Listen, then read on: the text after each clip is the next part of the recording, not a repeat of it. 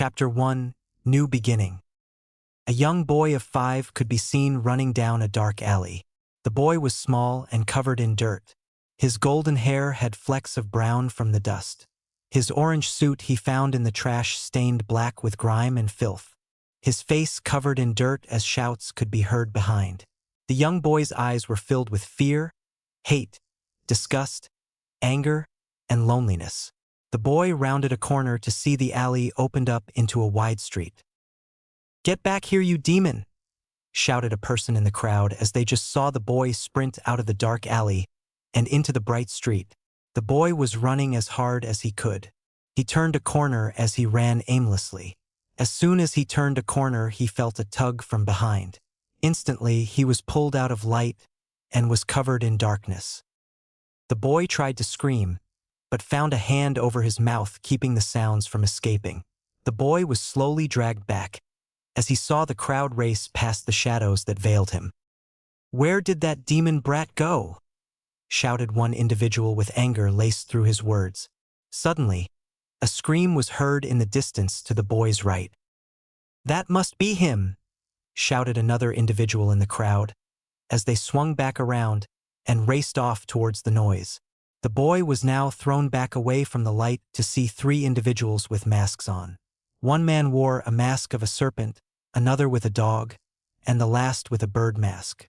Each one of them wore a long black cloak with a hood that hid their hair. Everything was covered except for their eyes. "Today must be our lucky day, huh guys?" spoke the serpent in a deep gruff voice. "Yeah, not every day we catch ourselves the demon fox," spoke the bird. "Hey, watch your tongue, bird.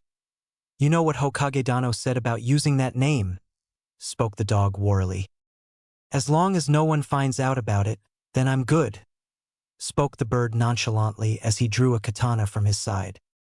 "That aside, how about we teach Naruto here a lesson?" spoke the snake. "Naruto? Don't use that name. This here doesn't own that name.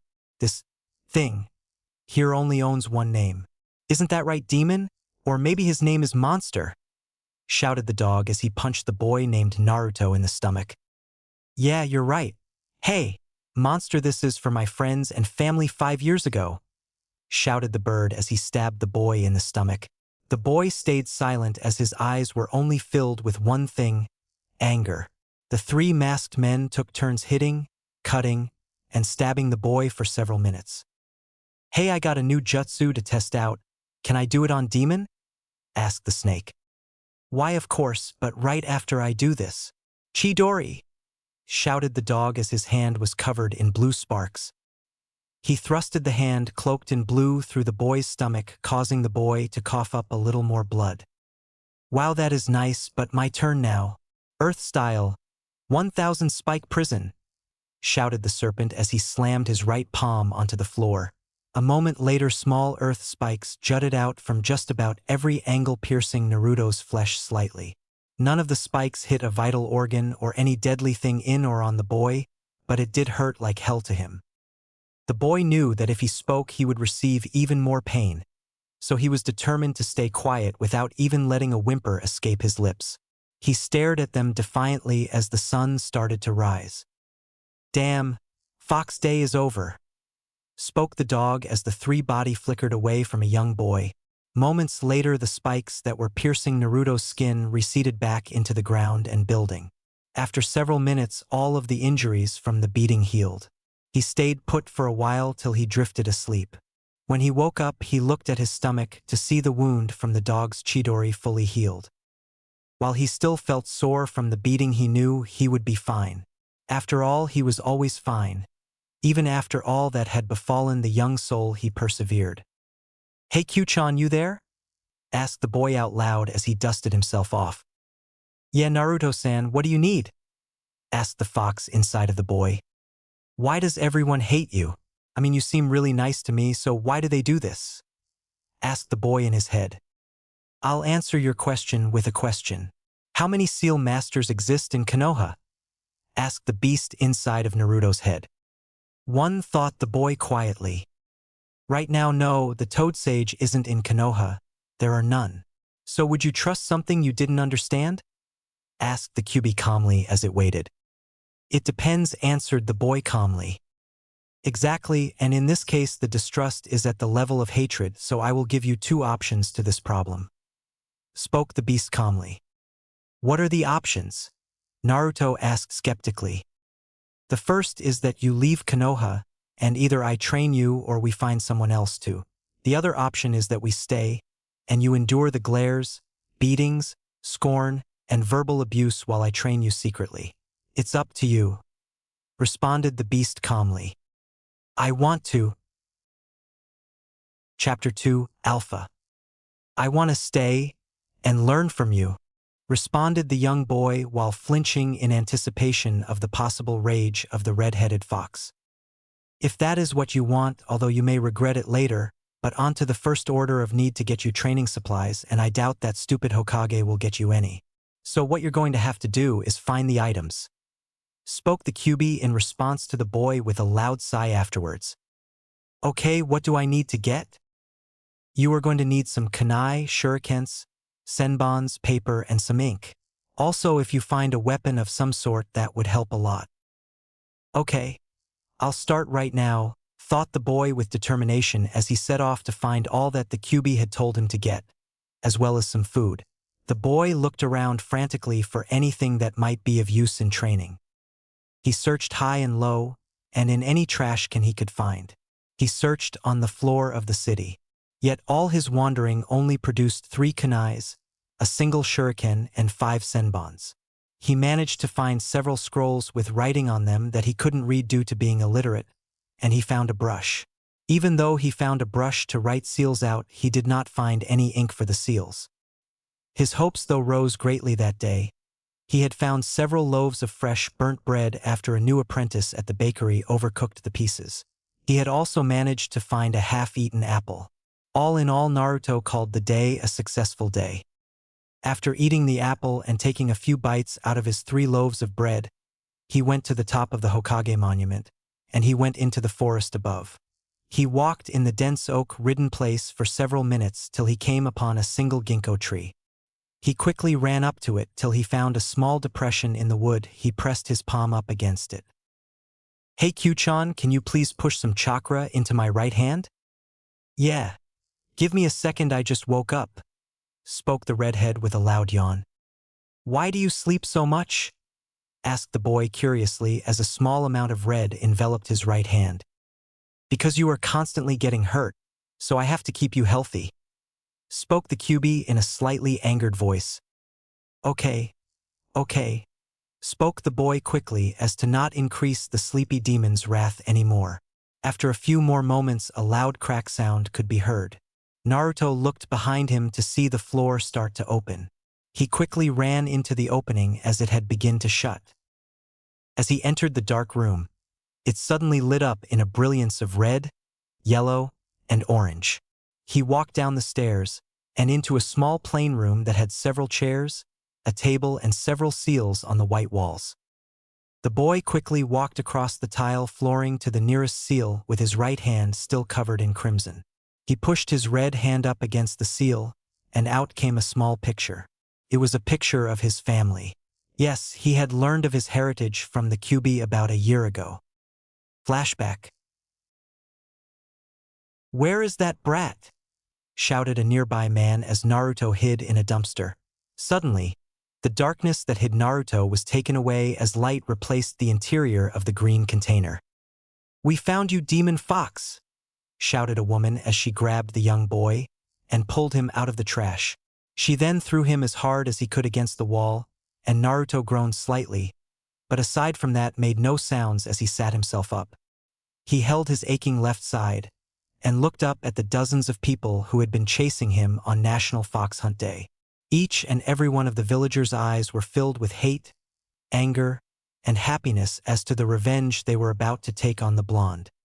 Time to punish the little monster, spoke a round man with a pitchfork in hand and an evil glint in his eyes. He started to stab the boy while others cut, stabbed, punched, or kicked him at the same time. After several hours of torture, they left a bloodied mess behind them that slowly rose. I can't believe the fourth would do this to you, and that Kushina let him, sighed the demon fox. What do you mean? It's not like the fourth was my dad. Spoke the boy weakly as red chakra started to seep out of his wounds and cover them, speeding up the healing process. Actually, the fourth was your father, and Kushina Uzumaki as your mother.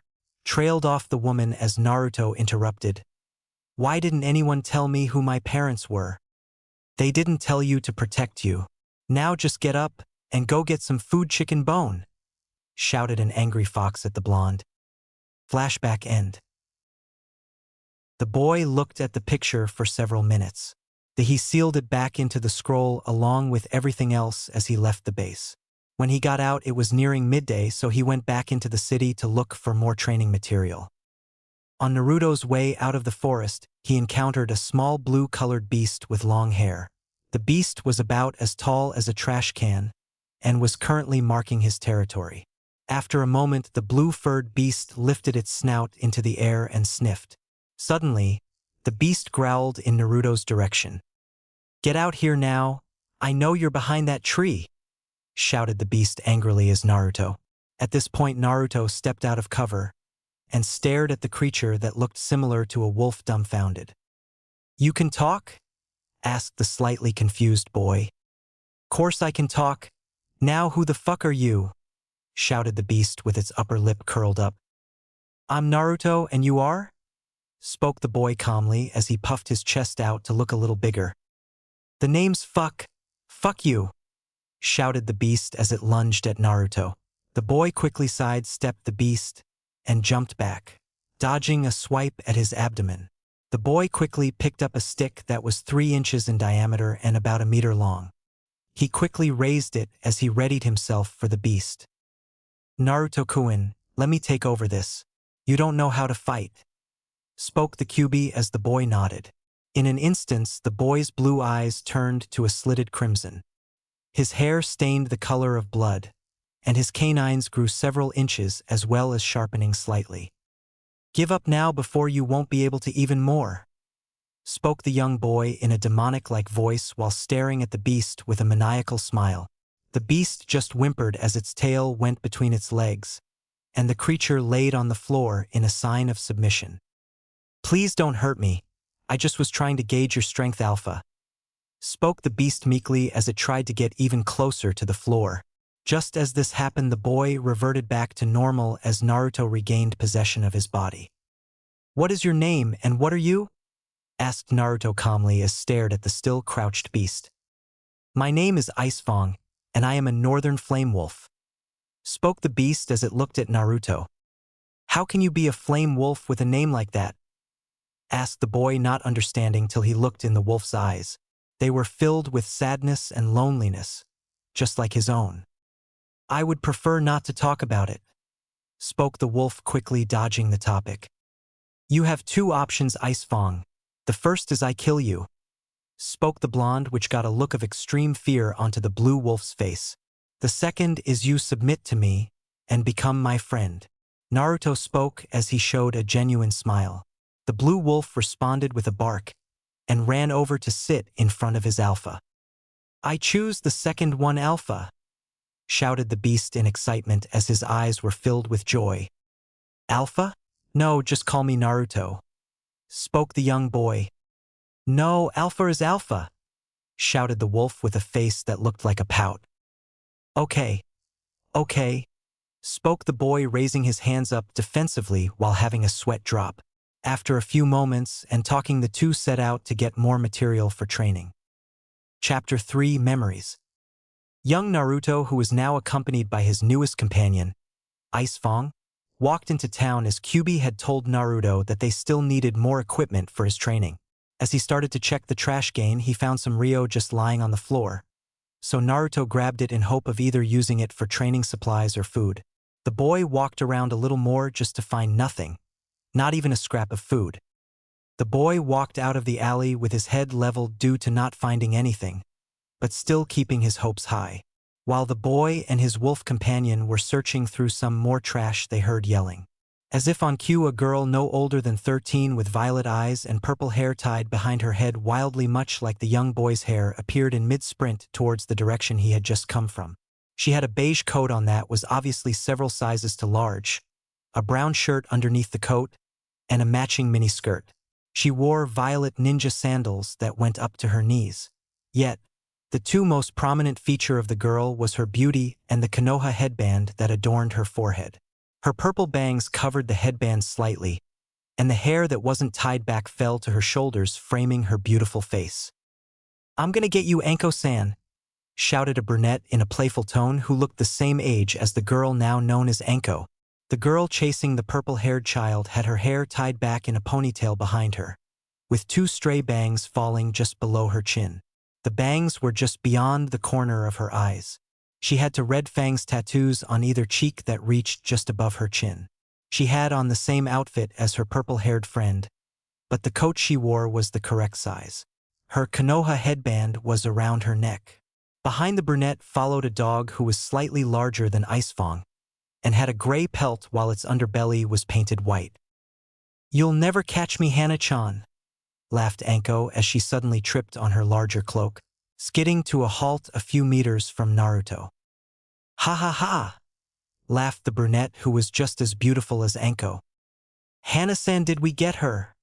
shouted a black-haired beauty with eyes as crimson as blood.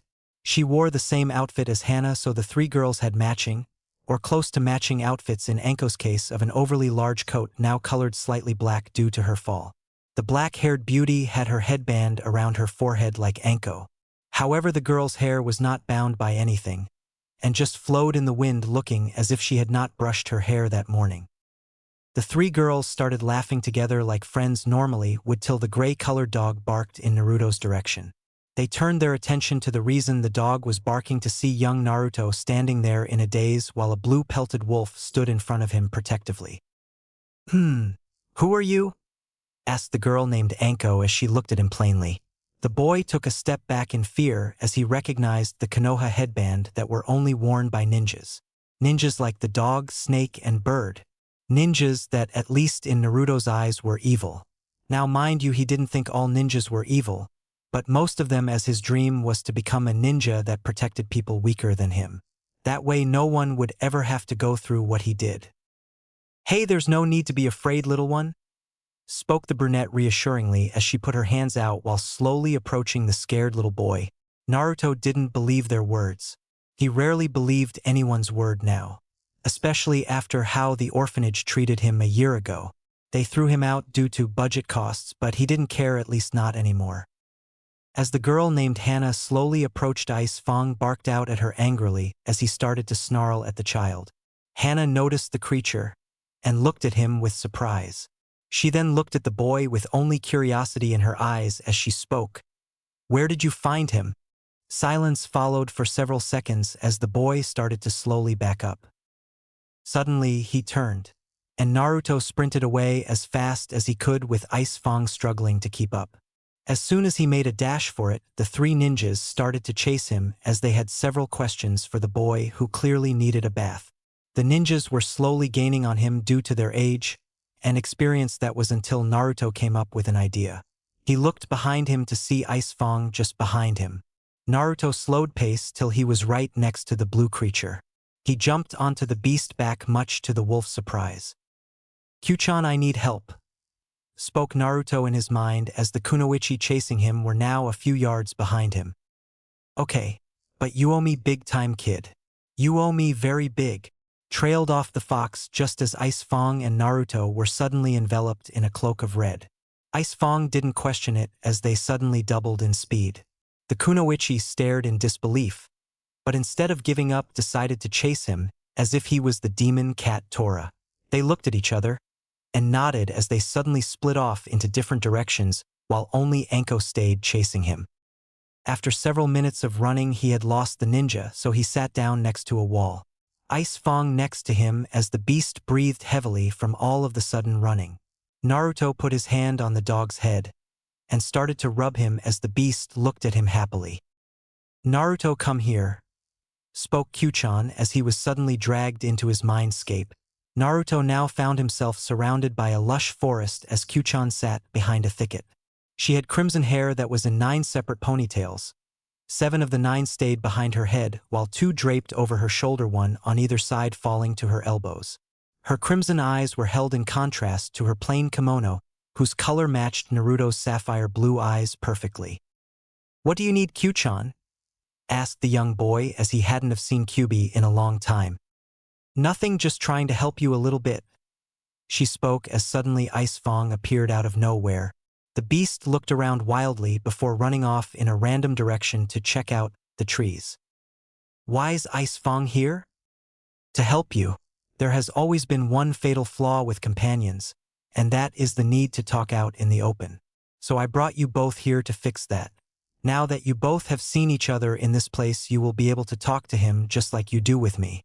Now I suggest you leave before you lose your head," spoke Kyubi as she vanished, and Naruto found himself in his world. The boy had his eyes closed as he felt something cold against his throat. He opened his eyes to see a kunai to his throat as 3 pairs of eyes stared at him. Naruto quickly looked to the side to see the gray dog staring Ice Fong down. "Oh man, I just want to rip his fucking throat out," shouted Ice Fong into Naruto's head. "Calm down, Ice Fong," Naruto spoke back as the beast suddenly looked at him inquisitively. "Was that you, Alpha?" asked the blue wolf. "You better believe it's me," spoke the blonde as the beast started to back up till he could feel Naruto with his tail. "Now that you made us chase you, you better answer our questions," shouted Anko angrily as she stared down the boy. "Calm down, Anko-chan," spoke the black-haired girl. "Who are you?" spoke Anko, ignoring the other girl's words as she pressed the kunai into his throat just a bit harder, but not cutting his skin. "Back away from Alpha," shouted Ice Fong as she suddenly leapt at the purple-haired woman. Just as he did, the other dog jumped at him, hitting him in mid-air, causing the two to fight. "Did that dog just talk?" asked Anko wide-eyed as she looked in disbelief at the blue wolf, who was now pinned to the ground by the larger beast. "So I'm not the only one who heard it?" asked the black-haired girl. "No, you heard right, Kurenai-chan. After all, he is a northern fire wolf. That's why I asked. Where did you find him?" asked Hannah as she looked into the blonde's eyes sternly. "I found him in the woods. Pee-pee, please don't hurt him," stuttered the blonde as he looked at the 2 dogs in fear. "We won't. Now why don't you tell us your name and where you live?" spoke the brunette kindly as she pulled Anko's kunai from the boy's neck. Naruto saw this and decided to trust them a little. "I'm Naruto," spoke the boy meekly. "And where are your parents?" asked Kurenai. Naruto merely hung his head low at this question as the 3 put 2 and 2 together, looking at the boy sadly. "Where is your orphanage?"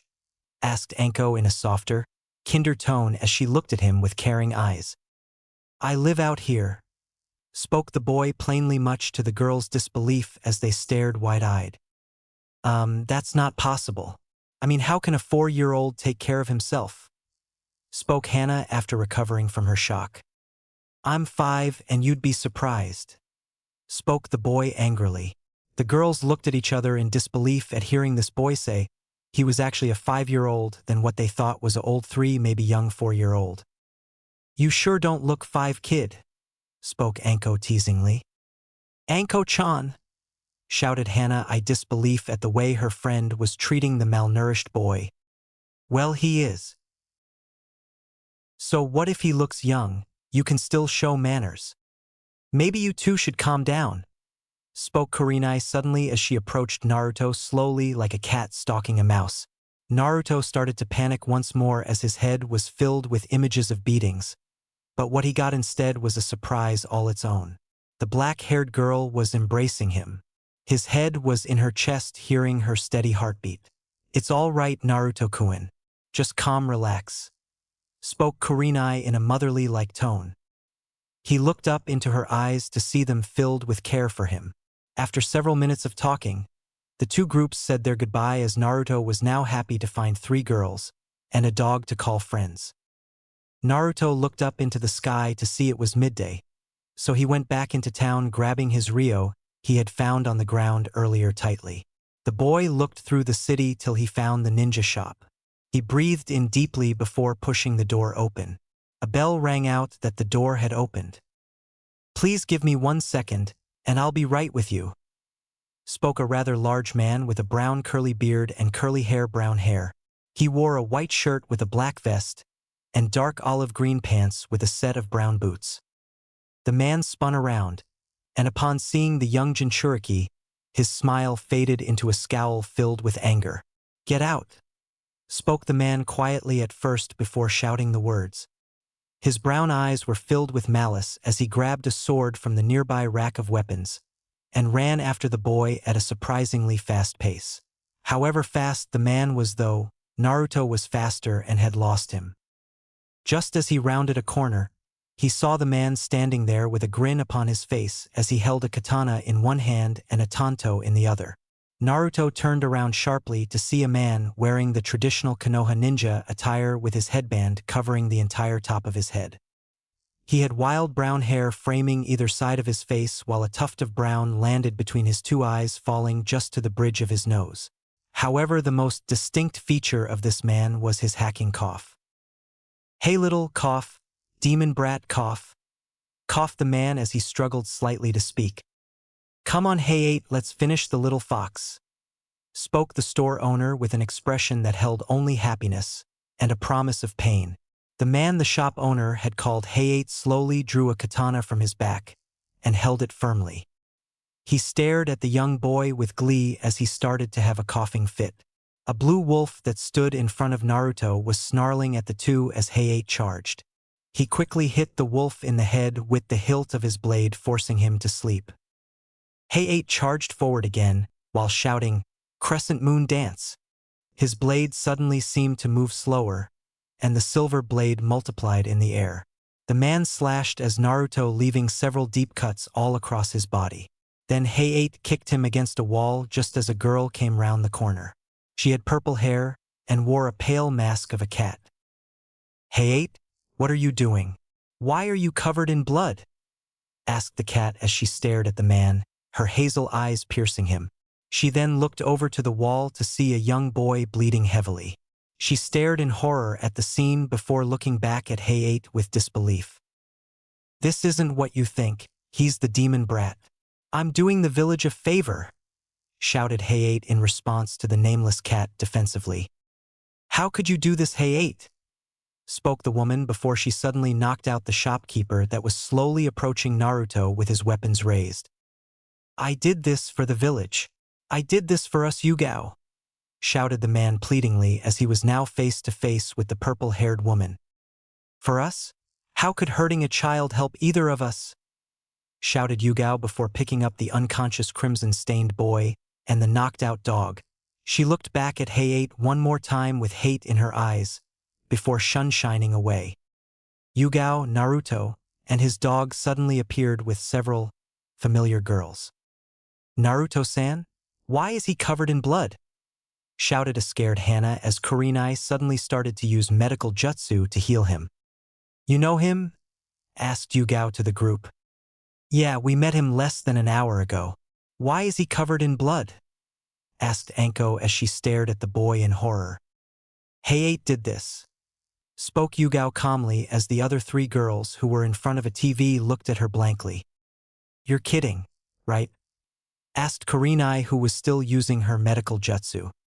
"No, he said this boy is the demon, and that he was helping the village with this." "How is he helping us?" asked Hana as Naruto's eyes suddenly fluttered open. The first thing he saw was a cat-masked woman. He instantly shot up with his back against the wall. His dog, still unconscious as the four members had left the beast alone, breathed silently. Naruto's eyes rested on one thing only, the mask. It brought back terrible memories of beatings and pain. The boy then let his eyes drift to see the three girls from earlier. One thought crossed his mind: they were working together. "I should have known better." The boy then looked around for an exit. He quickly spotted one and rushed for his dog before anyone could respond. He grabbed Th Beast and jumped through a window out of the Inuzuka compound. Chapter 4: Pack. The young Naruto stopped running when he got to the forest above the heads of the four Hokages. He stopped just at the edge as he thought of one thing alone. He wanted to leave for at least a little while. He was going to come back, but that would be after he could protect himself. He then ran into the forest as he heard shouts in the distance. Naruto-kun, how long do you want to leave this place? Asked Kyubi suddenly as he stopped and put Ice Fong on the ground next to a tree. Until the start of school. I shouldn't have too many problems if I disappear till then. Okay, but if you are leaving you will need to know some skills. So let's train a little before you go. Spoke the fox. How long till I can go? Asked the boy as he grew slightly frustrated. A week. Okay, let's hurry and train me then. Alright, go back to the hideout and start reading the scrolls. I don't know how. How to what? To read, replied the young boy as he felt the demon in his head air body air whatever facepalm. Damn, how'd I forget about that? Asked the fox rhetorically, which Naruto picked up on. So can you teach me how to read? Course, just go back to the base, and you'll be able to read in a day. Really? Course, now just get back to the hideout, shouted Kyubi as they returned to the plane room. When they were inside, Kyubi started training him, only not on how to read. She taught him something that would speed his training up. She taught him Shadow Clone Jutsu. It started off with him questioning her as he thought it would start with teaching him how to read. However, she taught him how to create a shadow clone. Kyuchan, I got it, shouted Naruto as he finally could create several dozen shadow clones. Great job, Naruto-kun. Now you need to get some rest, spoke the fox soothingly. But I want to train, shouted the blonde rebelliously. Later. Right now you need to rest before anything bad happens, spoke the fox sternly. What could possibly happen? Started the boy before he fell forward unconscious. I told you, spoke Kyubi as Naruto appeared inside his mindscape. Okay, I got it, spoke the boy as he was tackled from behind by Ice Fong. Alpha, shouted the beast as he started to lick him uncontrollably. Okay, Ice Fong, please stop, I have some questions for you. Okay, Alpha, what do you want to know? You said you were a northern flame wolf, right? Yes, I am Alpha. What are northern flame wolves? I don't know. No one ever told me. I can shed a little light on this subject, spoke the crimson-haired beauty as she wrapped Naruto up in a hug. What is he, Kyuchan? Asked the boy as he nuzzled his head into Kyubi's double D-cup chest. A northern flame wolf is part of a species that dates back to the time of the Sage of Six Paths. Much like the 10 tails being split into 9 separate entities, there was a small species, as you can guess, called the flame wolves. These beasts were very dangerous as the power they had drove many of these loyal beasts to madness. Instead of being peaceful creatures, they turned feral and attacked anyone on side, friend or foe. So the sage split these beasts that had the power to control all 5 elements into 4 separate entities. He created 4 new species, which were named after the 4 directions of the world: North, East, South, and West. He did this due to the affinity they had. They held the flame in their name as each and every one of these wolves have an extremely high affinity for fire. Now a northern wolf has control over wind, south over lighting, west over water, and east over earth. But a unique thing about each is that they have their own bloodline limit and chakra system that restores chakra. So they can actually use jutsus on their own. What are the 4 bloodline limits then? Now mind you that some clans have the same bloodline limit. With that I only know half. The Western Flame Wolves have what people call blue fire, whereas the Eastern Flame Wolves control lava. But let's get back on track. Before you can actually use any jutsus besides the one I taught you, you must get a handle on your chakra. So your routine will be to create 100 clones and have them all try to walk up a tree. When they do that, have them walk on water. Then we can try other things.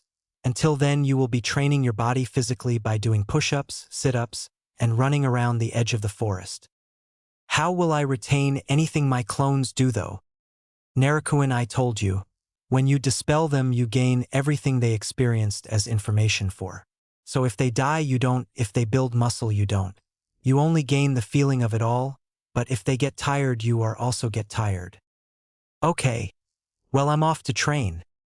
Not yet. Have 10 of your clones come into the base so I can have them learn to read. Okay, I'm off, shouted the boy as he woke up to see it was already midday. He grinning like crazy as he crossed his fingers in a cross and shouted, "Shadow Clone Jutsu." They all went off in their respective directions to learn everything as the real Naruto started to do push-ups and sit-ups. Time skip. A week had passed, and Naruto could now walk on water without having to think about it, and he could read better than most teens. He had also found some food in the forest, such as berries that Kyubi had told him were fine, along with a rabbit he had cooked and eaten. So instead of a malnourished boy, he was now a healthy and extremely athletic one who no longer had trouble running. The boy walked into the base one last time before leaving. He looked around till he saw a small tear in what should have been a stone wall. He walked over to it and drew a kunai. He pressed the blade to the wall, and instantly the stone ripped. Naruto looked at it to see it was paper, so he gripped the paper and ripped it off. An opening just big enough for Naruto to crawl into appeared. He shrugged his shoulders before starting to crawl. After several minutes, it came to an opening where a large chest was in the middle. He walked to the center of the room while looking around for traps. When none had sprung, he opened the chest. He waited another second, yet still no trap, so he looked inside to see a scroll with the head of a dog on it, and a single katana. The katana was in its scabbard that was a solid black color with crimson crawling up at a curve. He picked the sword up to feel that it was a very heavy weapon. The hilt was 2 feet long. The boy pulled the scabbard off the large weapon to see a blade 5 feet in length, which was far too much for Naruto, for now. He looked at the hilt, which was wrapped in plain black cloth. The katana had a crimson rectangular handguard, and was a foot long and 6 inches wide. The blade itself had a single sharp edge colored blood red with a single strip of dark blue going up the sharp curved edge, up to the tip of the katana. The blade had the kanji crimson fong on it. The boy quickly sealed the weapon in his sealing scroll before grabbing the scroll still in the box. He opened it to see a single blurred-out name on the list with contract at the top. The odd thing about the name was that it had a faint smell of blood. "What is it?" thought the boy. "A summoning contract. I suggest you sign your name in blood under the other name." The hand signs bore dog, bird, monkey, and ram. "The slam your hand onto the floor," spoke Kyubi calmly as Naruto followed the directions. A cloud of smoke appeared, and when it cleared, a dog stood in front of Naruto. The two stared at each other eye to eye as they were the same height. "Who are you?" spat the pure yellow wolf. "Naruto, and I think I'm your summoner. Only if you can pass a test first," grinned the beast as they continued to stare at each other. "Okay, what?" "Bring me a flame wolf," smirked the beast while thinking he would win this one. "Oh, Ice Fong," shouted Naruto with a grin, while the beast had a confused look on his face. "Yes, Alpha," shouted the beast as he came running in to a wide-eyed yellow wolf. "What? How?" shouted the beast in disbelief as Ice Fong suddenly jumped in front of Naruto in a defensive stance. "Who the fuck are you?" snarled Ice Fong as his upper lip curled back. "You win this one, boy. My name is Windcloak, and you may now summon the Wolf Clan. Although I doubt a boy like you deserves to summon us," trailed off the yellow wolf before he disappeared in a puff of smoke, leaving a dirty blonde-haired boy grinning. The boy walked out to the edge of the forest before he walked out of it into the city, followed by Ice Fong. He looked for a way out till he saw a rock on the floor and knew just what he would do. He smiled as he picked it up. He peeked around a corner to see a single guard watching the gate. He aimed and threw the rock at the guard, hitting her in the head. The girl on duty swung around and raced off in the direction where she thought the rock was thrown from. As soon as she passed Naruto and Ice Fong, they ran out the gates into the forest. Chapter 5. Ice Queens of Konoha, so original, right? The next thing the four girls saw was a young dirty boy jump out a window carrying a dog under his arm. The four girls instantly darted out the broken window into the city. When they landed, sounds of glass breaking was heard under their feet. The four young girls, however, ignored the pain of the glass and chased after the boy who was already out of sight. They jumped from building to building, trying in vain to search for the injured boy. Hana Inuzuka even got several hunting dogs to try and find him, however, it was to no avail as he was still missing. They searched well into the night and only stopped due to the Uchiha police force telling them to stop as they were disturbing the peace. The four girls went back to their respective homes after deciding to meet up at the Inuzuka compound tomorrow to discuss their thoughts and concerns. The morning arrived all too soon for the four girls as their thoughts had kept them from getting too much sleep. Anko, Kurenai, and Yugao were in front of the Inuzuka compound waiting. They had pressed the button to notify that they were there and waiting. The compound itself had a high, rough stone wall that fenced a 3-story mansion that was painted red like the clan's famous tattoos. A few more moments, and the gate opened, allowing the 3 girls to see Hana. The 4 girls walked toward each other, each one with bags under their eyes due to the lack of sleep. The 4 walked into the mansion, into the room that the boy was last seen in. "Any ideas on why he ran?" asked Hana as she sat in a chair. "No, he seemed perfectly fine around us 3. Spoke Anko as she, Hana, and Kurenai now looked at Yugao, who no longer wore the Nico mask. "I don't know, but he was fine up till he saw my mask," spoke Yugao as she showed everyone the mask. They all sat there in thought as they pondered the possibilities. They couldn't arrive to a conclusion as to why until it hit them. He was underfed and constantly injured. That meant that maybe ANBU had a hand in the beatings. "Why would ANBU hurt a child though? Why would anyone for that matter?" voiced Hana. "Maybe it has something to do with what Hayate said about him being a demon brat or something," responded Yugao. "He couldn't be that, could he?" asked Kurenai with horror glued to her face. "You don't think he's the Jinchuriki, do you?" spoke Anko as everyone hung their faces lower in thought. "If he is the Jinchuriki, then why would people do this to him?" They all thought as they raised their heads with their eyes full of determination. "How about we ask some of the villagers?" suggested Yugao as everyone agreed. They stayed together as they went into a ramen stall. "Hey Tucci, do you know a kid by the name of Naruto?" asked Hana. "Yeah, he comes around every once in a while for ramen." "Why?" "He's recently disappeared, and we don't know where he is." "Do you know where he is?" asked Kurenai this time. "And no, I don't know where," stuttered Tucci as the curtain behind him flung open. A little girl of about 9 walked out into the stand next to the old man. She had chocolate-colored hair and wore the same apron and hat as her father. "Daddy, where's Naruto-kun?" asked the little girl as she looked at her father. Please go back inside for now," spoke the old man. "Hey, where does Naruto usually go to feel better?" Anko shouted the question calmly as she wore a grin. "Naruto-kun is usually here or another place." "Was it the dango shop?" "No, not the dango shop, maybe Akamichi's, know that mine, not his." Responded as she started to stroke her chin in thought. "It's fine, thank you for everything, spoke Kurenai as they walked out to find Naruto. They asked several villagers about the blonde in question, but only got responses of, "Why would you want to find that demon? It isn't time for a fox hunt, is it?" Or they just got plain silence. They finally gave up for the day and left it be. After 2 weeks, they went back to Ichiraku for some ramen. They entered in and ordered several beef ramen. Gave them their order before she made some light conversation. "You girls were looking for Naruto-kun, right?" asked as they were about to leave. "Yeah, why?" responded Hana. "I remembered that he likes to go to the forest behind the Hokage's monument," spoke the little girl cheerfully.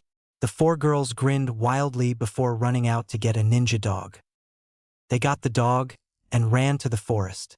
Instantly, the dog caught scent of Naruto and led them around the forest before bringing them to the south gate and stopping. The dog barked at Hana while she stared wide-eyed. "What did he say, Hana?" Anko asked with a slight hint of fear in her voice. He said he left the village, spoke Hana as everyone had a look of disbelief on their faces. They quickly ran to the Hokage Tower to tell Sarutobi that their Jinchuriki is missing. When they told him about it, he laughed and said, "Good riddance then, less paperwork for me." As the four girls held looks of horror mixed with anger as they stormed out of the office back home to weep at the loss of the little boy they barely knew. Chapter 6. Return. A young boy was sitting under the moonlight in a lush forest. Only we was meditating on water. He sat there basking in the glow of the moon as quiet footsteps could be heard bringing a large beast to his side. "What is it, Ice Fong?" Naruto asked through his mental connection. "Are you okay? I mean, I know what happened isn't the worst, but still. You doing all right, Alpha?" asked the beast, who was now 5 feet high and 2 meters long. His pelt seemed to glow in the moonlight as the calm water was broken by another. "Alpha, are you okay?" asked a yellow wolf who was the same size as Ice Fong. "He is fine, Wind Cloak. I thank you very much for training Alpha and me though," spoke Ice Fong as he bowed slightly. "Not a problem. It's the least we could do to amend the actions of our pack. I apologize once more for how I treated you many moons ago," spoke Wind Cloak as he let his nose touch the water's shimmering surface. "The past is already gone, and nothing can be changed. You can only move ahead to try, and take your mistake to heart and fix it," the boy voiced to both beasts in their mind. "I know, it's just spoke Wind Cloak as Naruto interrupted him. "I know what your first summoner did, and I promise I will never betray this pack. I swear on anything you hold value to that I will die before I betray you like that," voiced Naruto as his mouth still hadn't uttered a word in 3 years. Not after the 11-year-old had experienced persecution at the hands of everyone in Suna, Kiri, Iwa, Kumo, and anywhere else he went. For some reason Lady Luck was never beside him, except if even she chose to hurt the young blonde. The boy sat up while looking into the night sky just as clouds moved in front of the moon, obscuring it. The boy held his emotionless look as he continued to stare for a while, thinking of how tomorrow would be. Today was the last day of his training if he wanted to even have a chance of graduating the academy tomorrow. He had chosen to enter the last day of the academy as very few realized all you needed to do was to pass whatever they gave for a test regardless of how old you were to become a ninja. "Let's get going. I think I should get there soon," voiced the boy as he made several signs with his hands before using the reverse summoning jutsu once more to bring him in front of the gates of hell.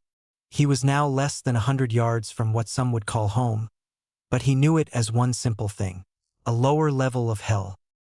The young boy had traveled the elemental nations just to experience the same thing anywhere he went. Everyone seemed to be able to sense what he held, and immediately they would perform the ritual in Konoha known as the fox hunt. The boy pushed the thoughts away as he pulled a mask over his face and pulled a black hooded cloak to hide his entirely black attire. The mask he put on was that of a wolf. The mask had 4 red stripes on it, 2 on either cheek, 1 under each eye, and the other went from the front corner to the back corner of the eye.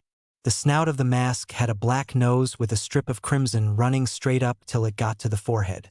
Then it turned into a red whirlpool before going straight up again. It had 2 ears with black etched into either ear to make another set of ears. Just go to my profile for a link. The boy walked to the gate to be meted by 3 ANBU members. One wore a dog, the other a cat, and the last bore a tiger mask.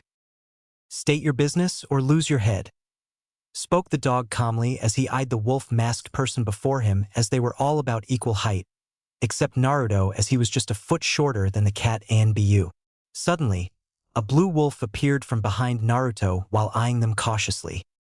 "I am this man's frickin' interpreter," spoke Ice Fong before the tiger came upon him with a tanto in hand. The beast stood still as the tiger stopped in front of him with the blade sheathed, and eyeing the beast. "Please continue," spoke the dog once more as his hand started to glow a faint blue. "Alpha wants to know how the village has been since his absence.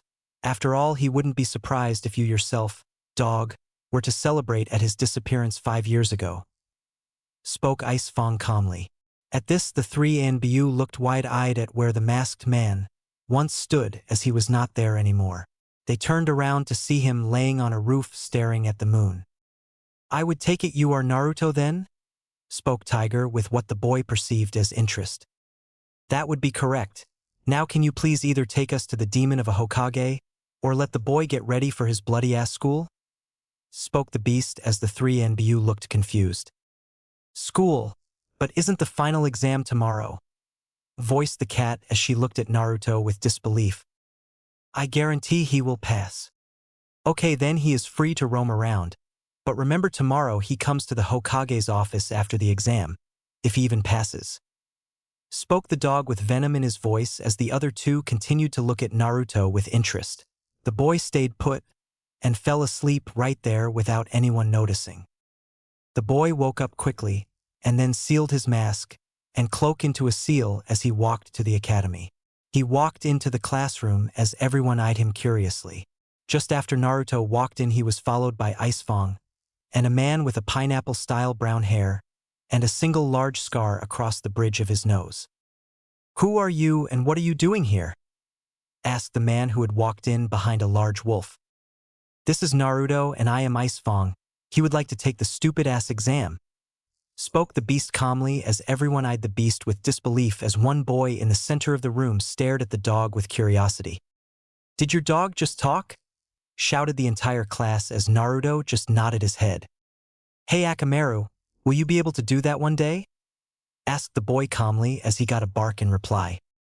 You fucking smell familiar," spoke Ice Fong as he walked towards the boy with a hood over his head. Can you call him off?" asked the boy with a little fear in his voice as Ice Fong had begun to sniff the boy's head. "Ah, you're an Inuzuka, aren't you?" spoke the beast as the boy nodded. "Hi, I'm Kiba," the boy spoke as he held out his hand. "I'm Ice Fong, remember the name, little shit?" spoke the dog crudely as everyone stared wide-eyed. "Well, technically you can take the exam and graduate, but is not usual. So you can take the test, but you probably won't pass," spoke the teacher. "He'll pass the stupid-ass test just fine. Oh, and Kiba, tell Hana that Naruto says, revenge is a bitch, like her," spoke the beast as they walked to a chair, leaving a confused boy in class sitting there.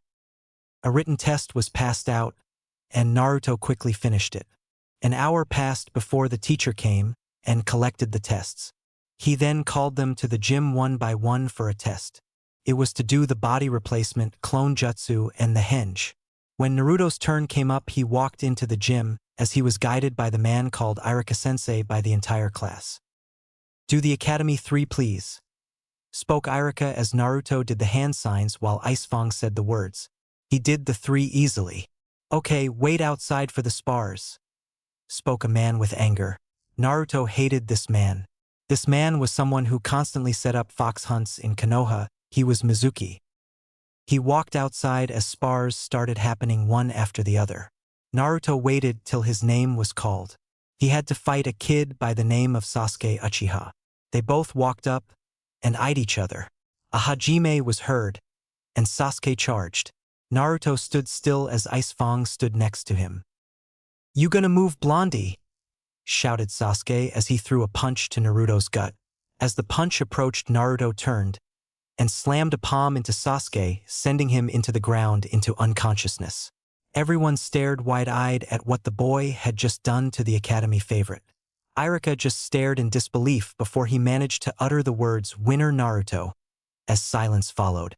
The two got up and Irika called out names of who passed, and they all went up to grab a headband, including Naruto, as he walked away to see a lilac-haired girl with lavender eyes sitting on a swing by herself. As he was about to walk over to her, he saw Mizuki walk up. He pushed chakra into his ears to listen in on the conversation. "There is another way to pass Hinata," spoke Mizuki. "How?" asked the girl between sobs. "You can always take the backup test." What's that?"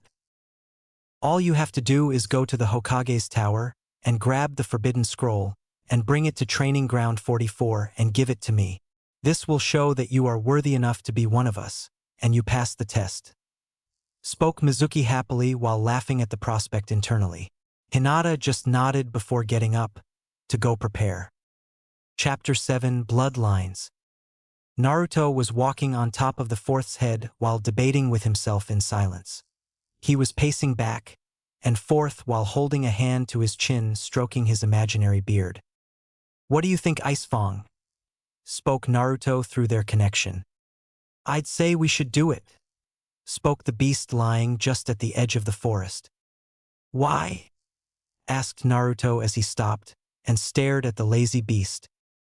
"That Mizuki guy seems suspicious, and you might be able to learn something from the scroll that the little girl is stealing," yawned the beast as he closed his eyes. Good point," whispered out the boy as he mulled it over. After several minutes, he decided it would be for the best. He quickly got up and lightly kicked the beast awake as he walked into the forest. Ice Fong begrudgingly got up and followed Naruto into the woods. Naruto came upon a familiar sight and walked up to the ginkgo tree. He pulsed some chakra into it and went down into the opening as it shut behind him and Ice Fong. Naruto looked at the untouched base that was littered with dust. He quickly made several hand seals as Ice Fong spoke wind style. Great breakthrough, causing a light gust of wind to clear the dust away into a corner where Naruto sealed it into a scroll. The boy quickly sat down and started to unpack his dozens of scrolls. He quickly unsealed a desk and put it in the corner of a room, followed by a chair. Naruto hung dozens of seals on the walls as he painted words below the scrolls. He mulled over what he was getting himself into before he changed his gear. Naruto was now in the standard ANBU gear with his wolf mask on to hide his identity. "I think this will make Mizuki a little scared," thought the boy maniacally as he quickly started to unseal several weapons. He now sported a katana strapped to his back. The entire blade was pitch black with drizzles of crimson splashed along it. He also had a single karma on either hip with holes in the mini scythe. Lastly, he had a scroll strapped to his left bicep. The boy walked out of his hideout, followed by Ice Fong, as they looked out across the village while Naruto grinned behind his mask. The boy waited atop the stone faces as he saw movement in the city heading to Training Ground 44. He grinned once more as he shoe-shined away in a flash of dark gray mist. He was now in the center of the forest, watching the little girl try practicing one of the techniques. She was having a hard time doing any of them.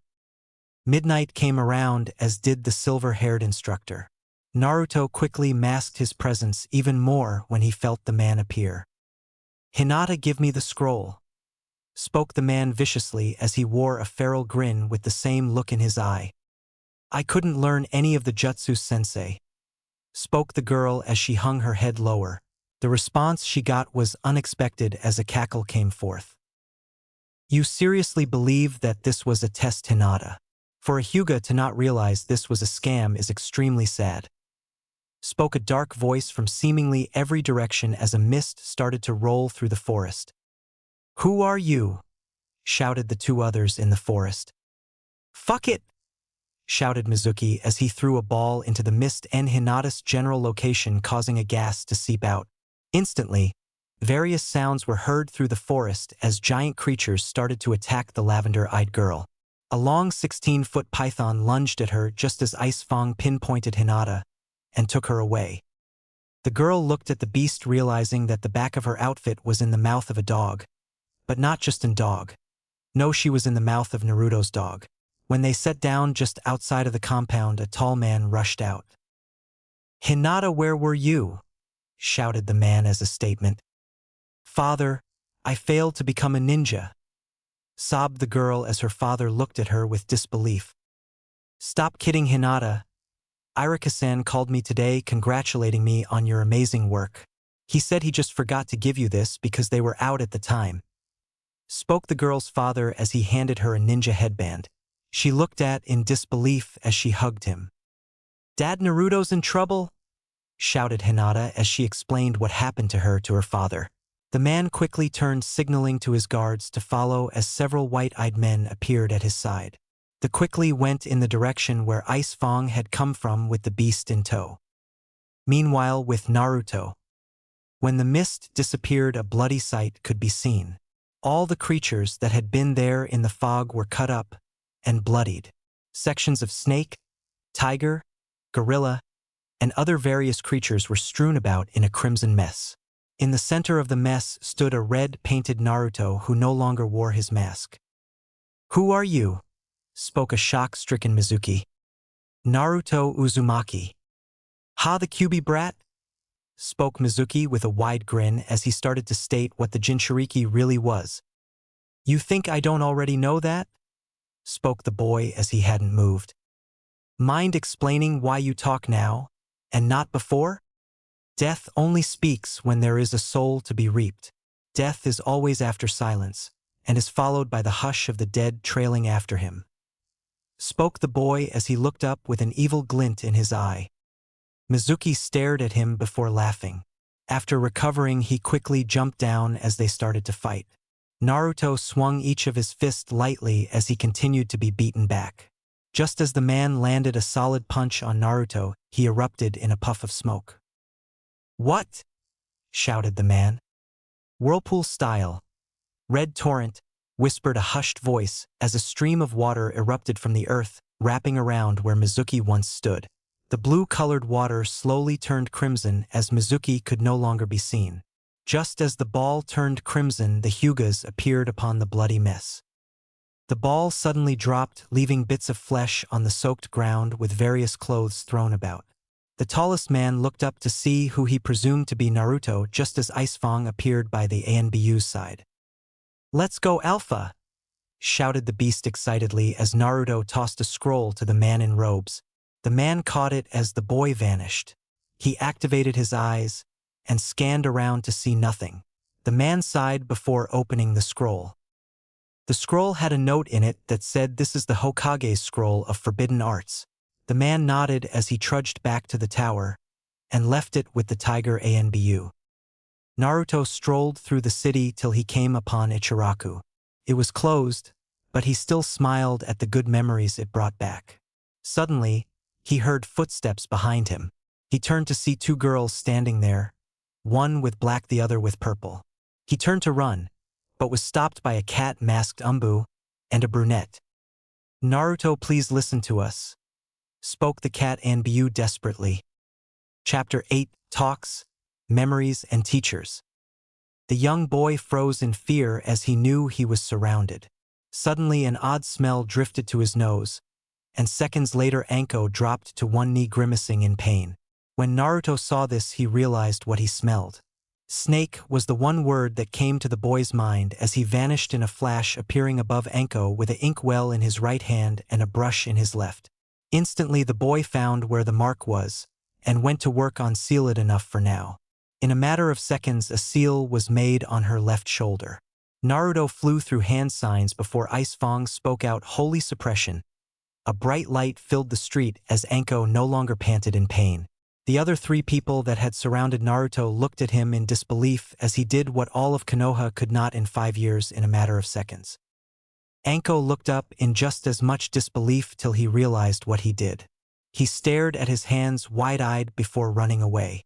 As he flew from rooftop to rooftop, he mentally scolded himself for helping someone who betrayed him. He glanced behind him to see the four girls in hot pursuit. Just as he turned his head, he tripped, falling into the street into something soft. He put his hands to push himself up till he heard a moan. He quickly lifted himself up to see he had fallen between a woman's chest. He blushed a deep shade of red that was visible to this familiar red head in a blue kimono. "There you are, Naruto-chan," yelled the woman as she hugged him, all of a sudden slamming his head back into her double Ds. Then Icefang landed and shook his head as he laughed. "Q-chan, I think you're fucking suffocating Alpha, and also just hold him the fuck still, some girls are coming to talk to him," spoke the beast as he sat next to the two of them. "Oh, my Naruto-chan has a few girls chasing him already? Geez, dear, you're such a lady killer," she teased before the four girls landed in front. "Q-chan, let me go," whined Naruto as he squirmed. At this, Q-chan gasped and hugged him even tighter as he was no longer facing her, but rather the four girls were trying not to laugh at the scene in front of them. "My little Naruto-chan talked in public," proclaimed Kyuubi as she held him still. They stayed like this for a little bit till they saw Anko drop to her knees. "Thank you, Naruto-kun," spoke the woman on the ground as she bowed. This surprised the young man before he recollected his thoughts. Alpha wants to know why he should fucking believe you, spoke Ice Fong as he let a little snarl out. He knew what they really did that day, but he wanted to see if they really felt that way, or if they were just going to do what his alpha misunderstood. We never betrayed you, quickly shouted Kurenai. You didn't betray me? Then what do you call handing me over to the masked creatures? Asked the boy out loud, much to the surprise of Ice Fong and QB. You mean me? No, I swear I wouldn't hurt you, and why would any other ANBU hurt you, Naruto? Asked the cat-masked woman. You fucks mean to tell Alpha you don't know whose fucking lap he's sitting in? Or that you never meant to hurt him, you little shits? If so, why did you fucking bring him to that fucking cat-masked lady? Spoke Ice Fong as he continued to play along, as it was now getting slightly hilarious for him. Whose lap are you sitting on? And no, we never brought you to her. She stopped Hayate from killing you that day. Then she brought you to us for help. Spoke Hana. At these words, every gear in Naruto's mind started to click into place as the pieces of that day started to make sense now. I'm sorry then, but I still won't be able to fully trust you all. Spoke Naruto as the others let out a sigh of relief. Who's she though?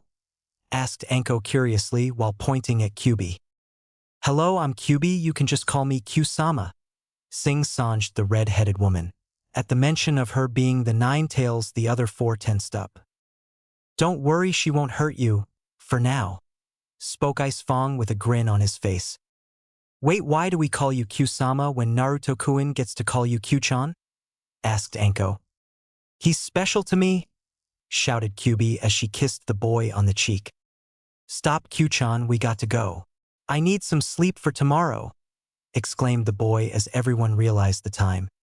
Fine, we'll fucking talk more tomorrow, spoke Ice Fong as they all nodded and left to get some sleep. The morning came quickly as young Naruto awoke from the base he had left more than 5 years ago.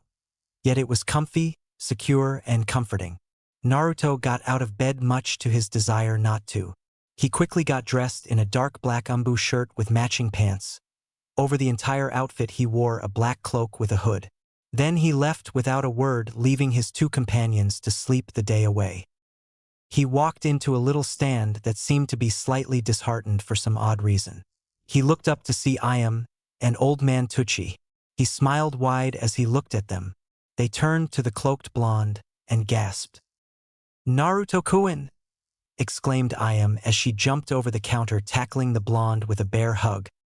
Hey, Ayam-chan, spoke the boy in a low voice that held happiness. Naruto-kun, where have you been? Shouted the woman with a stern look as Naruto mouthed the words "two pork ramen" to the Tucci, who smiled wide at having the boy back.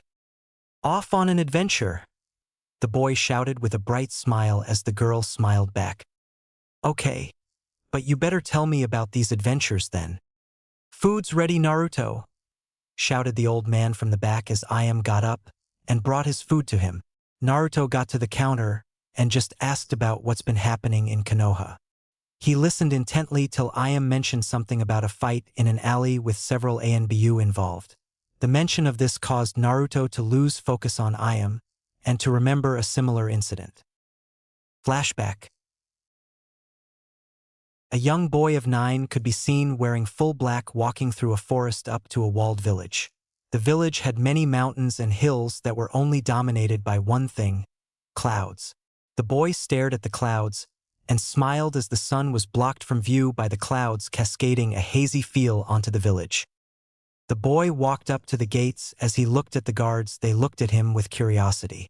They started whispering things to one another till they nodded to each other. Please follow us, spoke a masked man who suddenly appeared behind the boy. He looked at the figure who wore a mask of a dragon. He had a hint of fear in his eyes as memories rushed through his head, yet he remained calm. Okay, spoke the boy briefly as he was led to a tower in the center of the village. As the two people were arriving just in front of the large tower, the ANBU led him to the right with the excuse of, the rakeage is not currently in the tower. The boy was led into an alley as another two people appeared. These two masked figures bore a mask of a boar and a snake. The first had long green hair while the other had long blonde hair. Join us, demon, spoke the man with the dragon as the other two girls held Naruto down. The boy struggled against the two females' vice-like grips. He looked in horror as many other masked people of varying beasts approached him. "I don't want to," shouted the boy as they constantly told him to join them. "Then we'll make you join us by more aggressive tactics," spoke the girl to his left that was holding him to the wall. At the bow hearing this, he quickly let out an inaudible whistle. Instantly, a howl could be heard in the distance. The people holding him down looked in the direction of the sound while the girls loosened their grip slightly. At this, Naruto quickly broke free as he ran away. He quickly looked over his shoulder to see the masked figures giving chase. He quickly rounded a corner, knocking over a blonde girl who had her hair tied in a ponytail. "Sorry!" shouted the boy as he ran past the gates out of the city, as he heard dozens of jutsus called out with things flying overhead such as fireballs, lightning, and waves of water. The boy ran away, ditching the ANBU as he had now gone deep within the country. He let out a sigh before he rested. Flashback end. The boy refocused on Iam, but just before he went to talk he looked at the time to see he had to go to the academy. So with that, he left the needed money on the desk as he sprinted to the academy. He got to his class just on time. He quickly took the only seat not taken in the far left corner. He sat down right behind Hinata as Irika walked in with a big grin on his face. "Morning, class," spoke the teacher as everyone responded back in a similar manner. "What's today's lesson teach?" asked a kid in the back of the class. Naruto just tuned them out and looked out the window to see Icefang walking up with Kyuubi in tow. He grimaced, then looked at Irika just as he said, "Then led by Kakashi with Sakura, Sasuke, and Sai." This was followed by a pink-haired girl screaming, "Love triumphs," and Achin, as well as several groans and disappointing looks. "Settle down, class. Anyways, Team 8 is led by Kurenai with Hinata, Kiba, and Shino. Team 9 is led by Asuma with Choji, Ino, and Shikamaru. Your new teacher will be here shortly," finished Irika as he looked up to see Naruto with a hand up. "Yes, Naruto?" asked Irika as Icefang walked into the classroom. "What fucking team are Alpha and me in?" barked the dog. "Oh, that well. The Hokage said to go talk to him. Something about too much evil in the tower," spoke Irika as Naruto nodded and walked out. The boy quickly went to the tower, then into the Hokage's room. "You wanted to see me?" "Ah, yes. Due to you not having been in school as long as the others, I have decided to have you do simple D-rank missions, and to learn from various other teachers to improve your level to sufficiency. So basically, because I entered last minute, I screwed the whole amount of students up, so you had to think of an alternative, and due to being lazy and having evil to deal with, you decided on this because it would decrease the amount of paperwork, right?" spoke Naruto as the man just stared wide-eyed at his careful deduction. I choose to retain information regarding that, and also here are the teachers you can choose to learn from for now," spoke the Hokage as he put out 5 papers. The 5 papers had the names Anko, Ibiki, Hana, Hayate, and Guy. What would each teach me? Anko would teach stealth, survival, poisons, and how to use kunai and shurikens. Ibiki would teach interrogation. Hana would teach chakra control, medical ninjutsu, and tracking. Hayate would teach kenjutsu and gathering intel, and lastly Guy would teach you taijutsu, spoke the old man.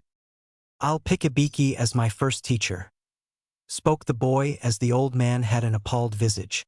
Naruto just ignored him and picked up the paper with Ibiki written on it. The boy looked at the paper that said he could be found at the prison, so Naruto started going to the man. He walked down the dark stairs where screams of pain could be heard. Naruto walked up to an iron door and opened it while Icefang spoke, "Naruto here to be taught." "Ah, so you were the student. I thought you would start with something more relaxing," spoke a man with scars covering his face. "Alpha, I leave you with this man," spoke Icefang as he walked out. So what do you already know about the subjects I am teaching?" asked the man. "I don't know much about interrogation," spoke the boy as the adjust smiled wide with glee. This will be very fun, thought the sadistic man with glee. Time skip. Naruto walked out of the prison again as he had finally finished his course with Ibiki, and he was slightly sad at this. He now saw the man as more of a father figure he never had. A messed up and sadistic father, but a father nonetheless.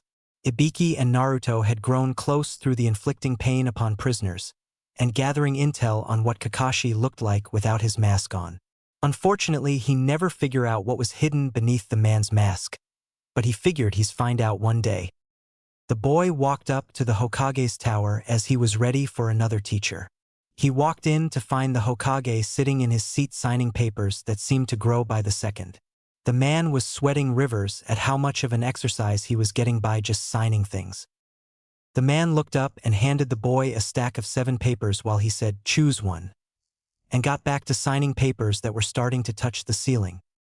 The papers Naruto looked at had Yugao, Kenjutsu and speed training, Hana, chakra control, tracking and medical ninjutsu, Kurenai, Genjutsu and chakra control, Kakashi, elemental ninjutsu, Gai, strength training, speed training and taijutsu, Heiate, Kenjutsu and intel gathering, and Anko, poisons, stealth and survival.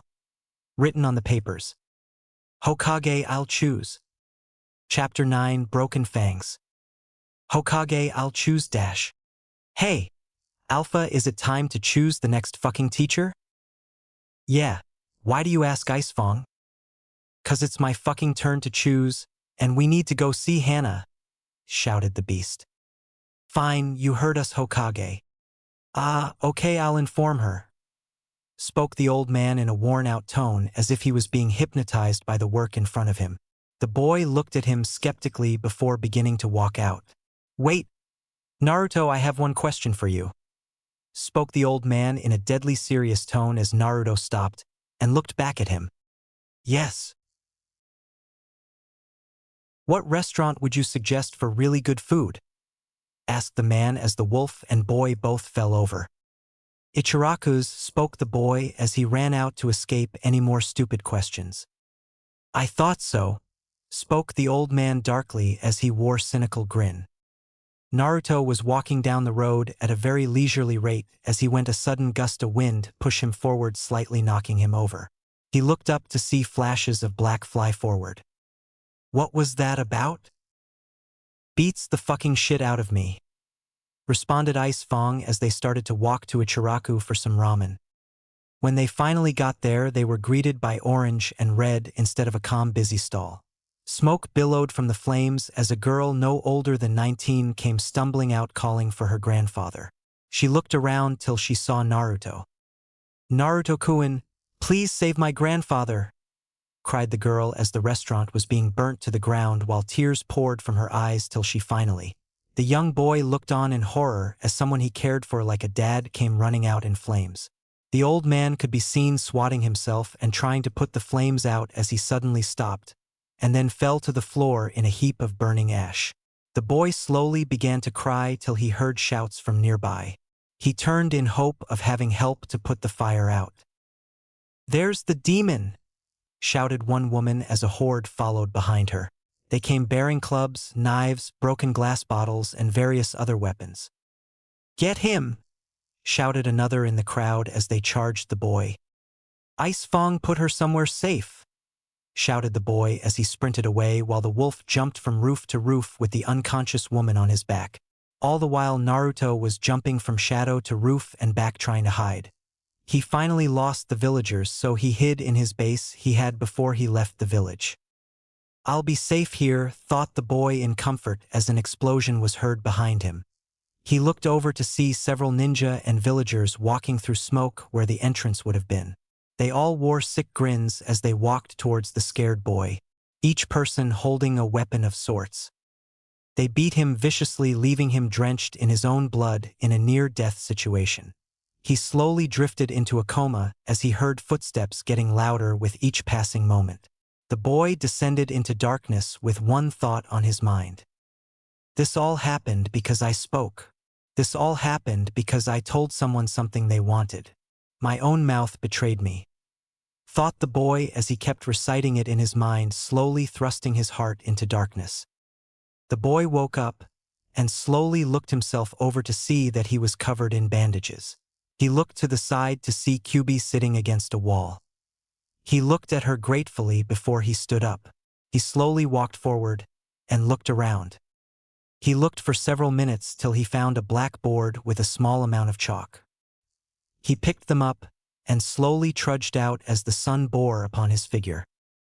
He looked at the rising sun with an emotionless expression adorning his face. His eyes held look of sorrow as he trudged into town with his black robe hiding his cut-up and crimson-stained clothes. The boy walked up to the old burned stall to see it was now ashes. The boy had a faraway look in his eyes as he crouched down and grabbed a handful of ash before a single tear fell from his eye. "This is all because I spoke a single word," thought the boy as sadness washed over him. He quickly sealed away the handful of ashes before walking away as a single figure followed him. The boy walked around as he had noticed the figure following him since a few moments after he had sealed the ashes away. He quickly rounded a corner as he stopped suddenly unsealing a single kunai from a seal on the inside of his robe, much to his amusement at the thought of irony. And, if you don't get the irony, then go read some other fanfics for the actual irony. As soon as the figure rounded the corner, Naruto grabbed the figure with the kunai to the person's neck. The figure stopped abruptly as not to get their throat cut. "It's me, Hayashi," spoke the man with a slight amount of surprise in his voice as he slowly pulled the hood back to reveal his face. Naruto took a step back in response as he eyed the man with an expressionless look. Naruto quickly scribbled the words, "And why were you following me?" onto the board. "Why did you save my daughter? We never did a thing to help you, yet you helped her anyways," spoke Hayashi coldly as he examined the buy. "It was for personal gain," wrote the boy on the board. "Personal gain? So you didn't do any of that because of any thoughts or other motives?" questioned the man with a raised eyebrow. "None whatsoever. Anyways, bye," wrote the boy as he quickly disappeared in a shushin. "Why did he talk to me through writing, though?" the man questioned himself before walking back towards his mansion. The young boy robed in black walked around till he came back to the destroyed hideout he used as a kid. He looked at it with sadness as the events filtered through his mind once more. He knew they hated him, yet never once before had they actually hurt someone else. Naruto clenched both fists in rage as his mind began to focus on the betrayal of the Hokage. He had to make the Hokage pay, and he knew just how to do it. Chapter 10 Missing. Naruto was walking back to his old broken hideout as Kyubi came out. She looked at him with concern at seeing him out and about, but what she was more worried about was his emotional standpoint. "Are you okay, Naruto-kun?" "I'm fine," wrote the boy as he walked past her. He walked straight to the back wall and performed some hand signs before thrusting his hand onto the wall. It opened slightly to reveal the old chest he once found when he was younger. He had chosen to put it here for security reasons. He walked up to the chest, opened it, and pulled out several vials of red liquid. He popped the corks off of the 5 test tubes and slowly smelt each and every one of them. He capped 4 out of the 5 and drank the one he left open. His eyes flickered red slightly and then returned back to the sky blue color. "That time again?" questioned Kyubi with a sad look on her face. Naruto's only reply was a mere nod of his head before he walked out of the base. When he got out, he whistled, and the next thing he knew, Ice Fong was behind him with a questioning look. Naruto turned around to see a little girl no older than 10 on the floor asleep. He walked up to her and slowly started to rub her hair gently. The girl smiled slightly in response to this, as if she felt happy. Naruto smiled slightly before remembering what happened to the one this little girl called her grandfather. Naruto picked the little girl up and brought her over to Kyubi, who seemed to understand what he wanted. So, Naruto walked over to Ice Fong and patted his head, earning a look of happiness from the wolf. The young blonde boy then grabbed a handful of ash from his seal inside his cloak and brought it up to Ice Fong's nose to sniff. The dog looked at his alpha questioningly before nodding. "What did you want to learn from this?" asked the beast curiously. Naruto resealed the ash before writing, "Who do you smell that you have smelt on my clothes before?" The only familiar smell was that of a man's. "Follow me," wrote the boy as he started running back to the burnt-down stall. When they got there, the boy immediately started to dig through the ash and came across two burnt chef hats. He brought the two to the wolf, who sat a few meters away. "Only one of them fucking are or were here," replied the beast as he swiped at his nose to clear it of the foul stench of burnt flesh. Naruto's eyes immediately lit up. He pulled his board out and asked who was here. "The man from earlier." "Why?" asked the wolf. Naruto merely sighed in relief. He didn't know where she was, but she was more or less alive at the moment. He still felt sad that he had lost the closest thing he ever had to a father, but was happy he hadn't lost Iam. Naruto looked at the scorched building one last time before deciding he needed to start going to the classes he had with Hana. He didn't want to go, but he knew Ice Fong needed someone to spend time with besides his alpha. Naruto continued walking down the street deep in thought, not noticing three people walk up right beside him. "You okay, Naruto-kun?" asked a familiar voice as Naruto looked up to see Kurenai, Anko, and Hana wearing concerned faces. "I'm fine," wrote the blonde, accompanied by a sad smile. "Naruto-kun, does this have to do with the fire?" inquired Anko as Naruto visibly tensed. The boy shook his head as he calmed down to walk normally, much to the ire of the three women. "Naruto-kun, you can trust us. After all, start training in 4 days," spoke Hana. "Fucking stop trying to pry into Alpha's business, you little shits," shouted Ice Fong as the three girls looked at the beast with a slight amount of agitation. "You'll get used to his choice of words." "Fine, Naruto, but you better show up at my compound in 4 days. Okay?" said Hana as Naruto nodded in response before the two groups split apart. Chapter 11. The clock is still running. Naruto was walking down the road till he realized he needed to start doing missions. As much as he hated the fact he had to do them for the villagers, but he needed the money. So, he walked into the Hokage's tower to gain the glare of the receptionist, but merely shrugged it off. He quickly went into the Hokage's room, much to the old man's surprise at seeing him. He walked over to a small cabinet in the corner and grabbed a random D-rank mission from the shelf and brought it to the Hokage. The man nodded, and Naruto walked out, still leaving the Hokage with a fish out of water jutsu active. The boy walked out and looked at the mission. It said to go to the large farm on the outskirts of town and pull the weeds out. The boy sighed at the knowledge that he had to do at least 20 of these stupid missions. Naruto walked to the farm and knocked on the door. As the door opened, an old woman was revealed with a scowl. "How can I help you?" asked the woman with venom in her voice. "I'm here to pull the weeds." "Not a chance, demon.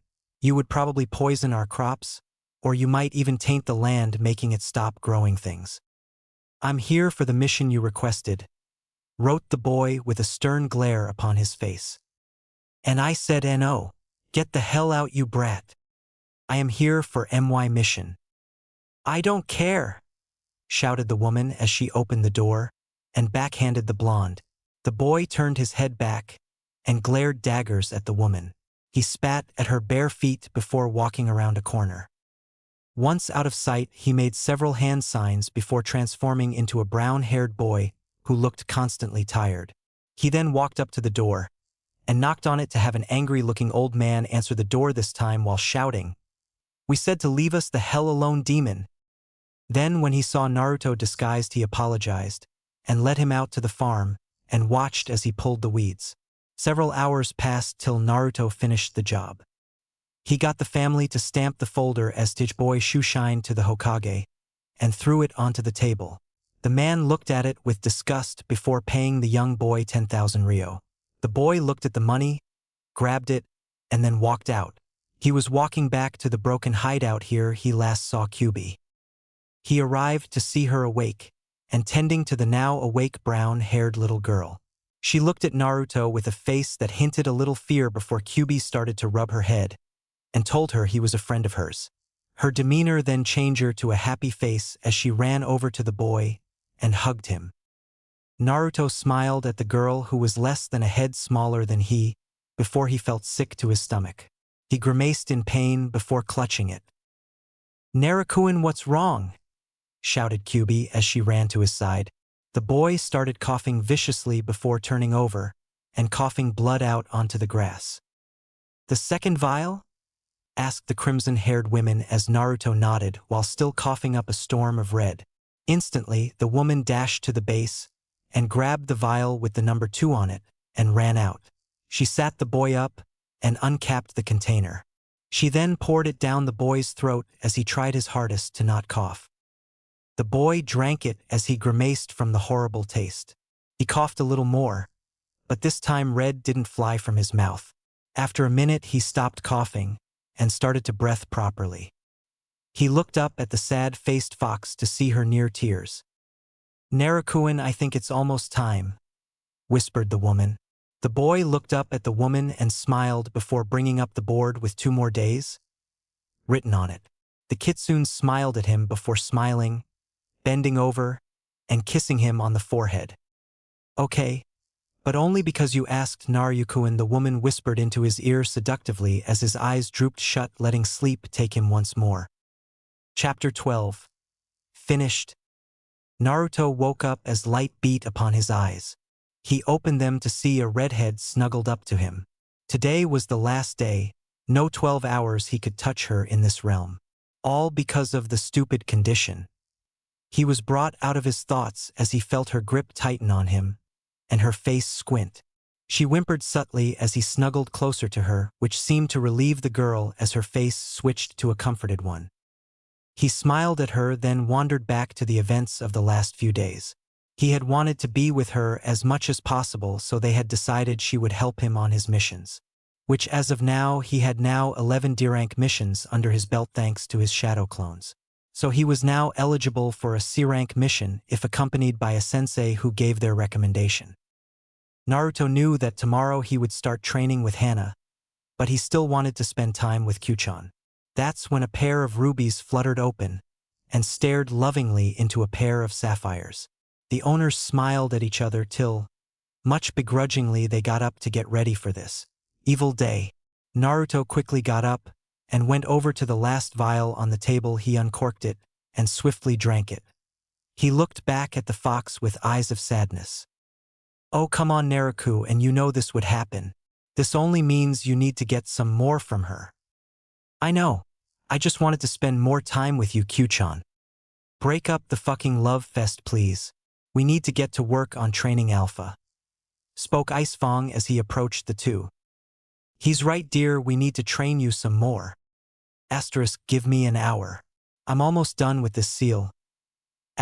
Wrote the boy as he went to a desk with an inkwell, a feather, a knife, and a scroll with many intricate designs swirling about.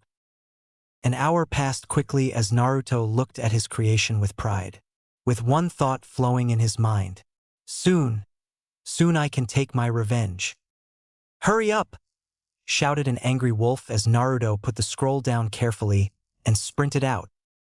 When Naruto got to the 2 waiting creatures, he paled when he saw Kyubi holding an all-too-familiar grin. "Naruto, it's time to amp up the weight again," spoke Kyubi in a bittersweet voice. At this, Naruto started sweating bullets as he approached the crimson-haired beauty. The woman quickly wrapped her hands in a cloak of red chakra before putting the 2 on his chest, then each arm, and finally ending on both legs. Naruto lifted one leg and fell over. "How much now?" "Don't worry, Alpha, we only doubled the weight," spoke a certain beast with an excited bark. "Damn you both." Naruto slowly recovered and stood up somehow before walking over to hug Kyubi once more. They hugged each other tightly before they let go. "And, okay, so you don't have to, but I think it helps enhance the feeling of this part," start song falling inside the black skillet. The day went on without much happening before 11 hours passed. Standing on the 4th's head is a crying blonde being held by crimson-haired woman caressing his head and speaking soothing words into his ear. "Don't worry, you'll see me later. I just need to sleep for a while till I get back." "Exactly. If only I didn't have to deal with this when you came out, then we could be together forever. But just think, Naruto, if you didn't have to deal with the demonic urges, you would die whenever I came out," spoke the woman as her body flickered for a second. "I know, that's why I sent her a letter yesterday," wrote the still crying boy as Kyubi's body began to flicker more often till it began to just fade. "Just remember that I love you to dash," spoke the woman before she fully phased out of existence, leaving a boy howling on the floor. Song end. Naruto slowly stood after he recovered from his loss of a friend for a good while. He looked up to the sky in anguish as he didn't want his foxy friend to leave. He knew she had to, lest he lost control of his urges, those damn stupid demon urges. Why? Why did he or any Jinchuriki have to get them with this technique? Yes, he got demonic urges of the vampiric kind whenever his bijou got pulled out of him.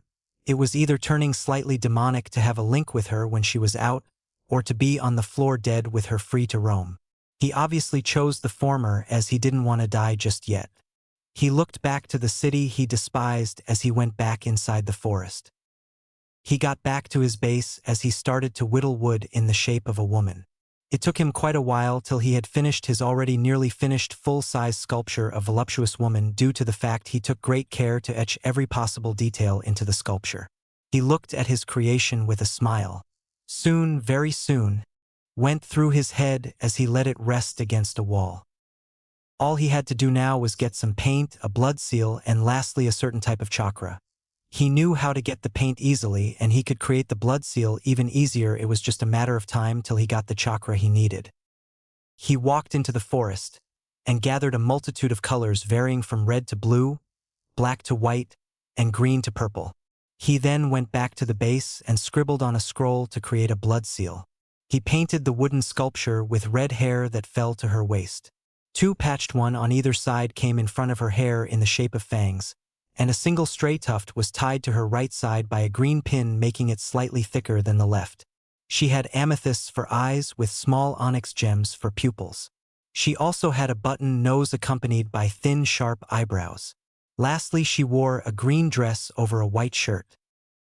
Naruto backed up from his painted sculpture and smiled.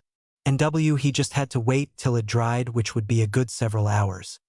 He looked outside to see the moon nearing its peak, and so he decided now would be a good time to let sleep wash over him once more.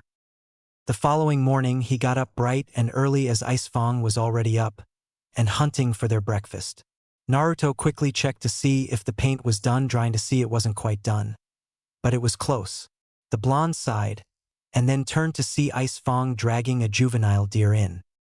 After the two had eaten their fill, they rushed out to go to the Inuzuka compound lest they feel the wrath of another woman. He hated how they all seemed to hit so hard. It was as if you were being hit in the head with an anvil, although that's only the weak ones. He never could piss off Kyubi, or else she might seriously drop a mountain on his head. He shrugged it off as he arrived at the building that Hana had described to him. He rang the doorbell on the old-looking house. A creak could be heard as an older woman with short spiky black hair similar to Naruto's own hair, two red fangs on either cheek, and black vertical slits for eyes. She smiled at him with a feral grin. "You must be Naruto," stated the woman as she looked at him closely, losing her smile as it was replaced with a curious look. The boy merely nodded in response to the woman as she led him into the house and told him to wait as Hana was in a meeting for a bachelor. A few minutes later, screaming could be heard, followed by the sound of glass shattering and objects being thrown. Moments after the sound, a shinobi with glasses was sprinting out of the house as fast as he could as an angry-looking Hana dashed out with a tick mark on her head. "Get back here, you damn pervert, and take what's coming to you," shouted Hana as she stopped just in front of her house. "Hana, Naruto is waiting for training in the living room," shouted Hana's mother as the girl had a surprised look on her face. She suddenly heard barking and turned around to see her dog playing with Ice Fong. She smiled, then remembered Naruto and walked back into the house. She got in the house to see a calm-looking boy staring at her. "Hi, Naruto-san." "Hello, Hana-san," wrote the boy, much to Hana's surprise, but she didn't pry due to knowing how she and most other people felt about it. "How are you doing?" Asterisk fine. Can we start training? Asterisk. Excited are we? No, I merely wish to finish the training to take on more missions. Wrote the boy as Hannah was slightly angered that she didn't get the reaction she hoped for from her teasing. Okay, let's get to work then, spoke Hannah, and with that the day went on quickly as Naruto did the chakra exercises shown to him. She was surprised he knew them and could already do them, so she started to teach him some basic tracking methods. After the day of 4-hour training was over, Naruto left, and took Ice Fong with him, who was very happy at meeting his friend once more over the many years. When they got home, Naruto looked at the paint to see it dried. He smirked as he put the blood seal on the abdomen of the wooden sculpture. He made several hand seals and then passed out. He woke up with several different colored chakras in front of him. He saw light blue, dark blue, and finally red. He stared at the three intently till he grabbed the dark blue one and closed his eyes. He awoke back in the regular world with on hand covered in dark blue. He quickly drew blood on his other hand and swiped it across the seal before putting his chakra-covered hand onto the blood. The seal glowed red before it faded. He smiled, then grabbed the seal he made yesterday and put it over the bloodied scroll. He took a step back and smiled.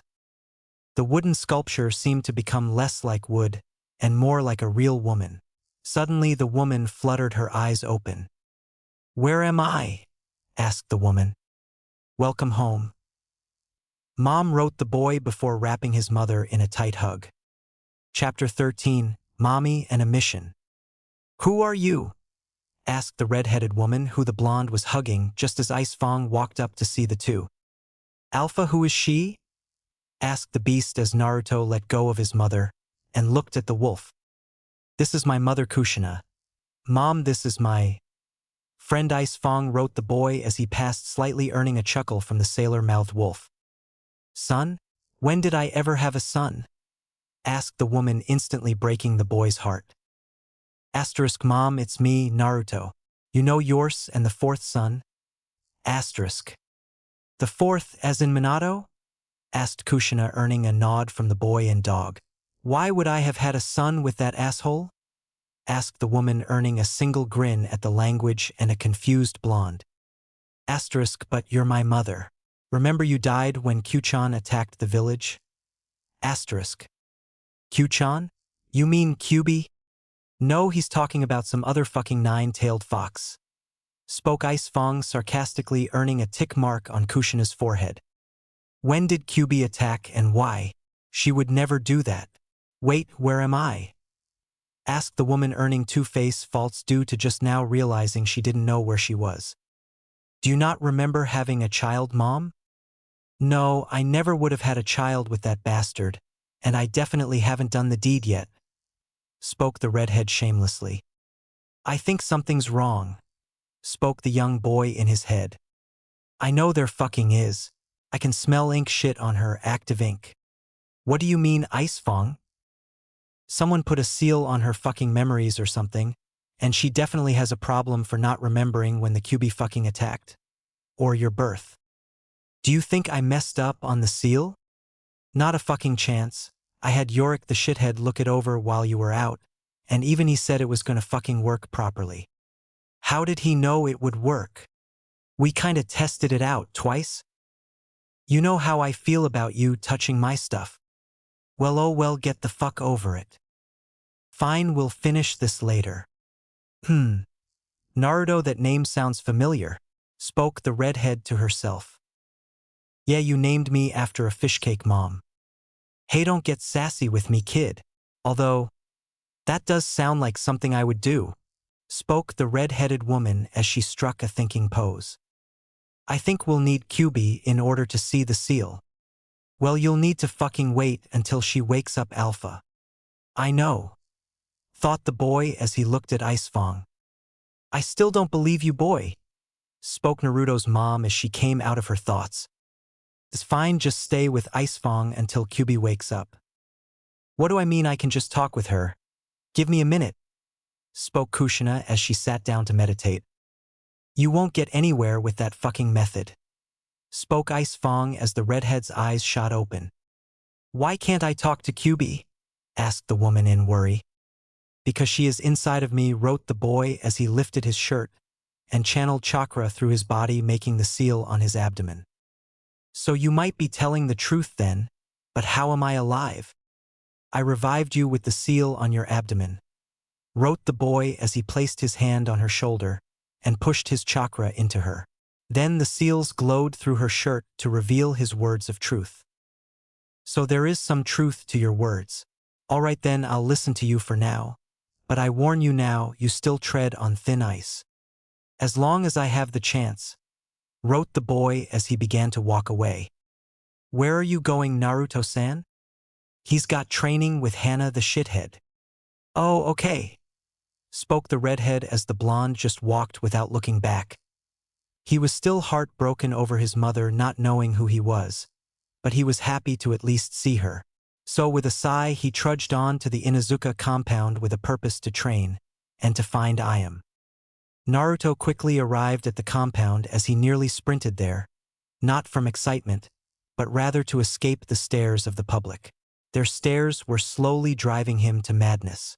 He was nearing his breaking point once more, and he hadn't even been in the city for a full year. The only thing keeping him sane is the thought that it was all a mere test. Yes, a test to see if he had what it took to fulfill his plan, and he knew he would. Whether it took a day, a week, or a year, all depended on when she would come back. He only needed to wait until she got over their deaths, whether by time or from a push. He was brought out of his musings when the large building appeared in front of him. He walked up and knocked to have it opened by Hana. She smiled at him before fully opening the door. All right, Naruto-kun, you ready for your first real mission? Asked the brunette as she took a step out and closed the door behind her. Asterisk, what do you mean by a real mission? I've done those poor excuses of D-ranks. Asterisk. Well, you're in luck, 'cause we're going to be doing your first C-rank mission. Here's the details. Be at the gate in an hour. Spoke the woman right before she handed him a folder, and then disappeared back inside. The boy looked inside the folder to see it was a joint operation between him, Hana, and Team 8. The mission was to escort a man back home in Wave Country and guard him as he was building the bridge. He smiled at finally having a chance to do an actual mission, and to top it off, he would be able to see Tsunami again. Hey Ice Fong, I'm going to be gone for about 2 weeks, inform Mom of it. And make sure she stays hidden, Johnny. Chapter 14, Crimson Wave. Naruto was waiting at the gate for the other team, his teacher, and for their client, still wondering who he is, as he didn't feel like reading who the client was, and merely skimmed the contents of the folder. The young boy had thoughts racing through his little 12-year-old brain at enormous speeds. The boy kept on thinking of where Ayam was, as he still hadn't seen her since the accident with the fire. The boy looked up and felt his heart drop when he thought next to Kyubi. He still missed her, even though he knew in a day or two she would wake up. Then he could talk to her to his heart's content. The boy was suddenly brought out of his musings at the sound of yelling. Oh, come on Shino, it was just a joke, shouted a boy with a dog on his head. A can of bug spray is no joke, spoke the boy with the color of his shirt covering his lower face in a serious tone, as he turned his head away from Kiba. Hinata-chan, help me out here, shouted the feral boy in exasperation. I told you not to wave the empty can around Shino, spoke Hinata shyly, but without stuttering.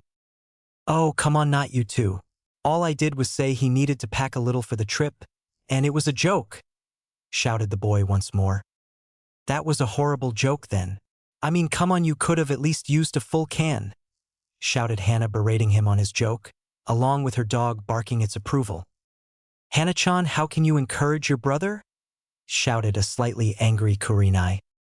No one got hurt, so it's all good. Oh, hi Naruto-kun, shouted Hana as the group walked over to the boy with Kiba and Shin still arguing, well, mostly Kiba as Shino was ignoring him. Naruto-san, where is the bridge builder?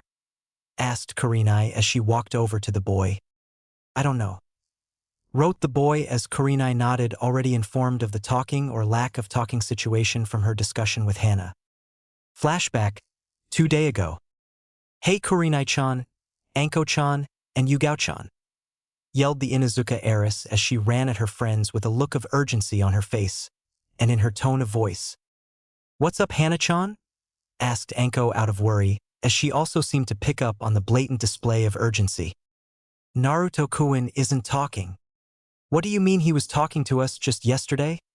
spoke Yugao with a confused expression on her face. "I mean, he isn't talking, he's using a chalkboard to communicate," Hana stated, this time a little quieter as not to alert someone else. "Why?" asked Kurenai in a shocked tone. "I think it has something to do with the place that got burned down 3 days ago," spoke Hana in a hushed tone of voice as the other three's eyes widened in realization. Ayam and Tucci, Anko, Kurenai, and Yugao spoke in unison too in thought to give a laugh at what just took place. "Yeah, so what do we do?" asked Hana a little louder than before. "We should leave him be for now, but I do have one question," spoke Yugao in a deadly serious tone, leaving the other three on edge. "What?" asked the other three females in unison, once more not laughing. "Why are we talking in unison?" spoke the girl, chuckling slightly as the other three stared at her with deadpan expression before joining Yugao in the giggling session. Flashback end. "So you six are my guards?" asked an old man who sounded familiar to the blonde-haired boy. "Yes, Client-san, we are your escorts," spoke Kurenai calmly. Why are there kids guarding me? They all look so weak, especially that blonde one in the black." The old man said the last part with a little playfulness in it. Weak? I don't think you should be fucking saying that, Mr. Taz," spoke a beast that walked up right behind Naruto's client. "Hi, Ice Fong," spoke the old man with a bit of fear in his voice as he stared at the beast and took several steps back. "What are you doing here?" shouted the boy telepathically to his wolf. "Don't worry, your mom understands the situation, and I was just coming to see you off," spoke the beat mentally without swearing once somehow. Somewhere else. A redhead was walking down a dark tunnel when she sneezed suddenly. "Damn, someone forgot to swear like usual," the angry woman shouted. "I doubt anyone or thing has a tongue as foul as you, Tayuya," spoke a rather barrel-like man with a baby-like face and 3 orange strips of hair on his nearly bald head.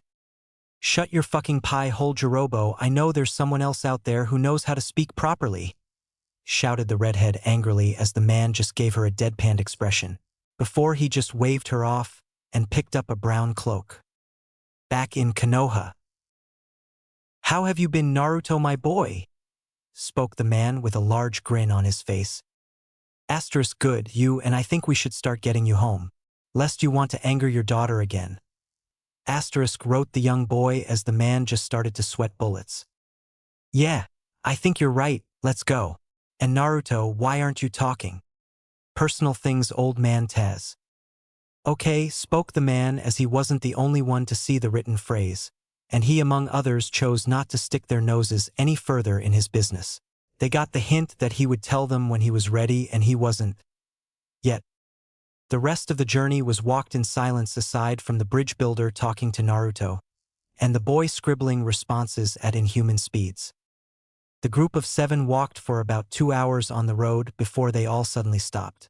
The road in front of them had several burn marks indicating a fire hit the area. Whether it was a fire jutsu or just an idiot attempting a forest fire was unknown. But that wasn't what made them stop and instantly go tense. The thing that did was the blood that littered the road. There was a lot of it, and it was fresh. The 6 ninjas instantly got into a rectangle formation with Shino and Kiba at the back, Naruto and Hinata on either side of Tazuna, and Hana and Kurenai in the front. "We move forward quickly," spoke Kurenai calmly as she eyed the forest cautiously before the 7 people broke into a jog instead of their slow walk. They stopped jogging after about 15 minutes of nothing happening, but they were still just as alert.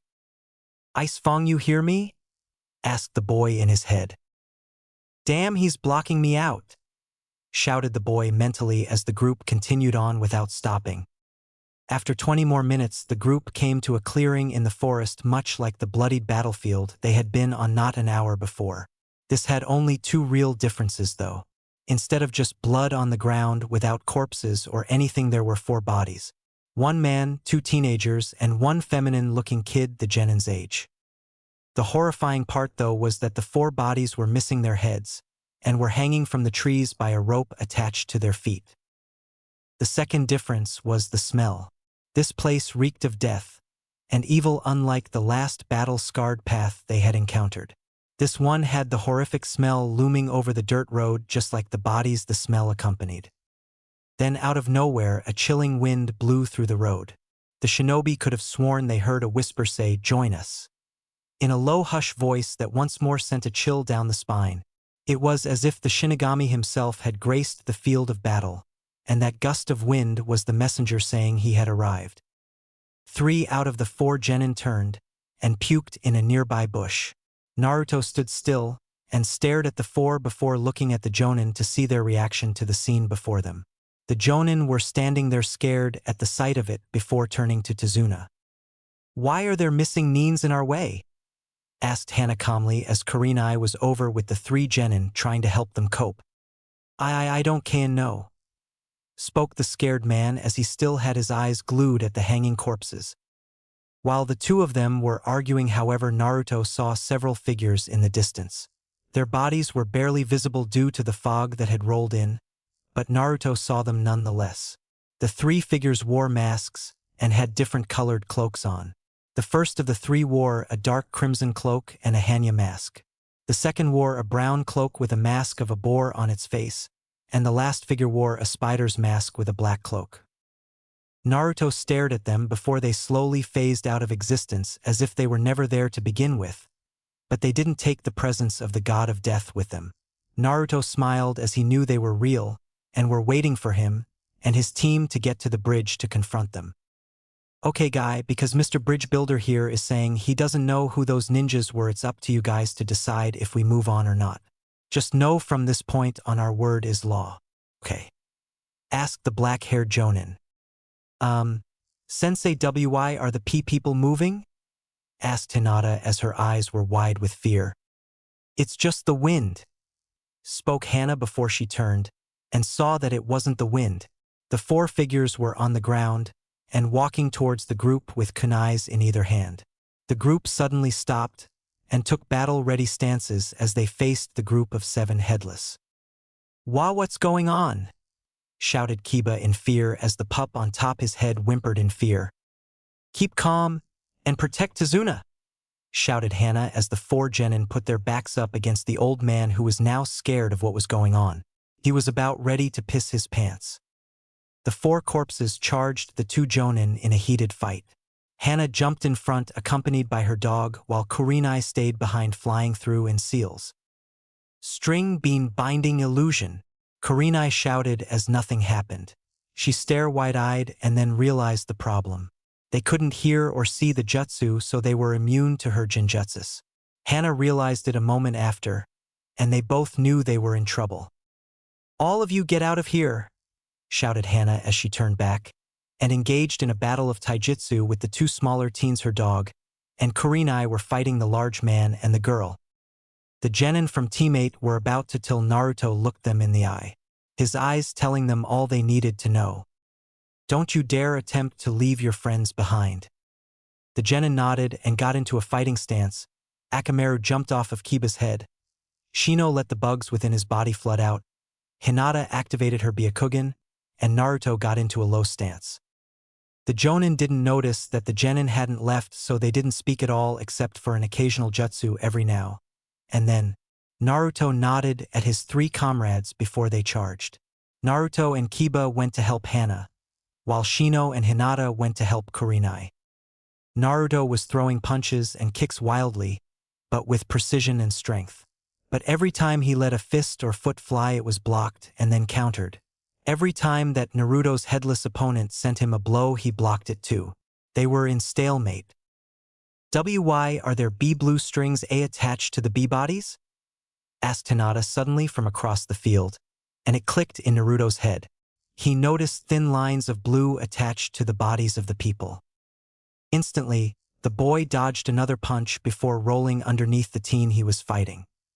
He quickly drew a kunai from his pouch and struck the string, but to no avail as it didn't break.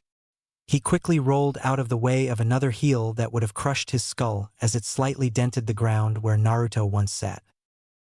The boy had to think quick. He knew what he had to do, just not how to do it.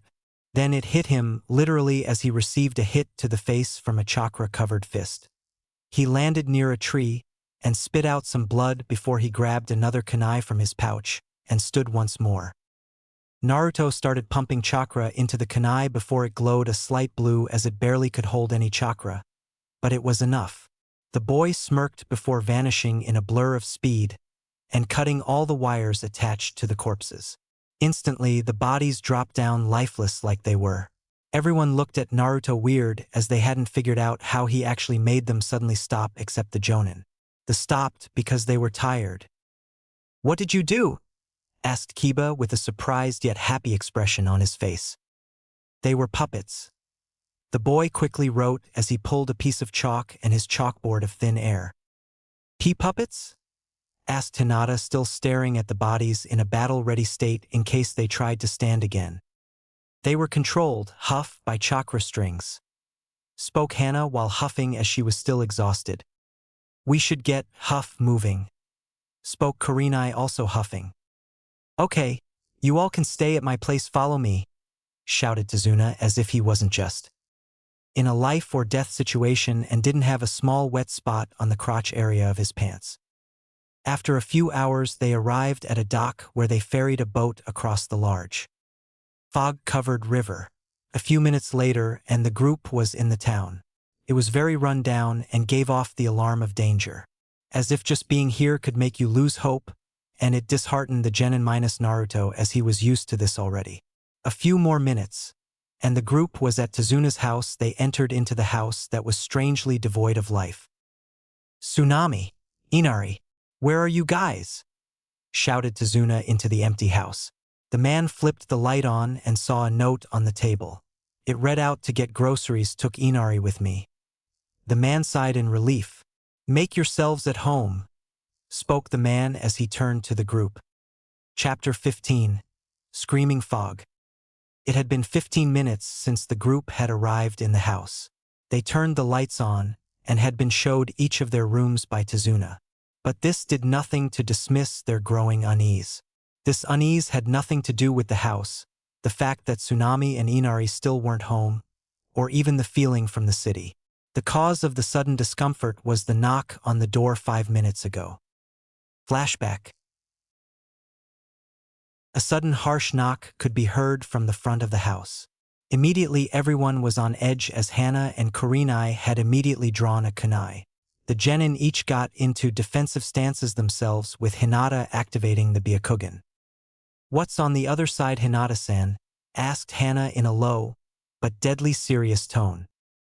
"And nothing," trailed off the Hyuga in confusion plastered on every ninja's face, as even civilians had chakra, albeit a small amount, but some nonetheless. Hana looked at Kurenai, who merely nodded as they slowly encroached upon the door. Hana looked at the genin once more to see them still in their respective stances. The young brunette turned and gripped the handle of the door. She slowly opened it to show nothing on the other side, aside from a basket of medical herbs and a note. Hana swiftly grabbed the basket and shut the door, bringing it inside. Hana looked at the paper with horror on her face. "What's on the note, Hana-chan?" asked Kurenai with a slight edge of fear, as Hana took a quick gulp and slowly began to read once more, before passing it around. "Naruto, read it once more. The white snake is hunting you. Best not keep us waiting." "Who is the white snake, sensei?" asked Kiba with a slight fearful edge to his voice, but still maintained his arrogant voice somehow. "Kurenai-chan, do you think it really is him?" asked Hana seriously. "Hana, we need to send this note to the third," stated Kurenai as she began to think on how to send the note to the third. "I can bring it to Konoha safely," wrote the boy as he looked at the two older women. "How can we send a child, though? What if he gets hurt again? I don't think I could deal with my Naruto-kun getting— Wait, what the hell? Keep it a student-teacher relationship, Hana," thought the woman as the other female was in deep thought as well, only more serious thoughts. How can you get it back to Konoha? Asked Kurenai skeptically. Ice Fang, come here, thought Naruto. Why Alpha? I need you to bring something to him, thought the boy as he spat the word with venom. I'm on it, Alpha, be there in a day.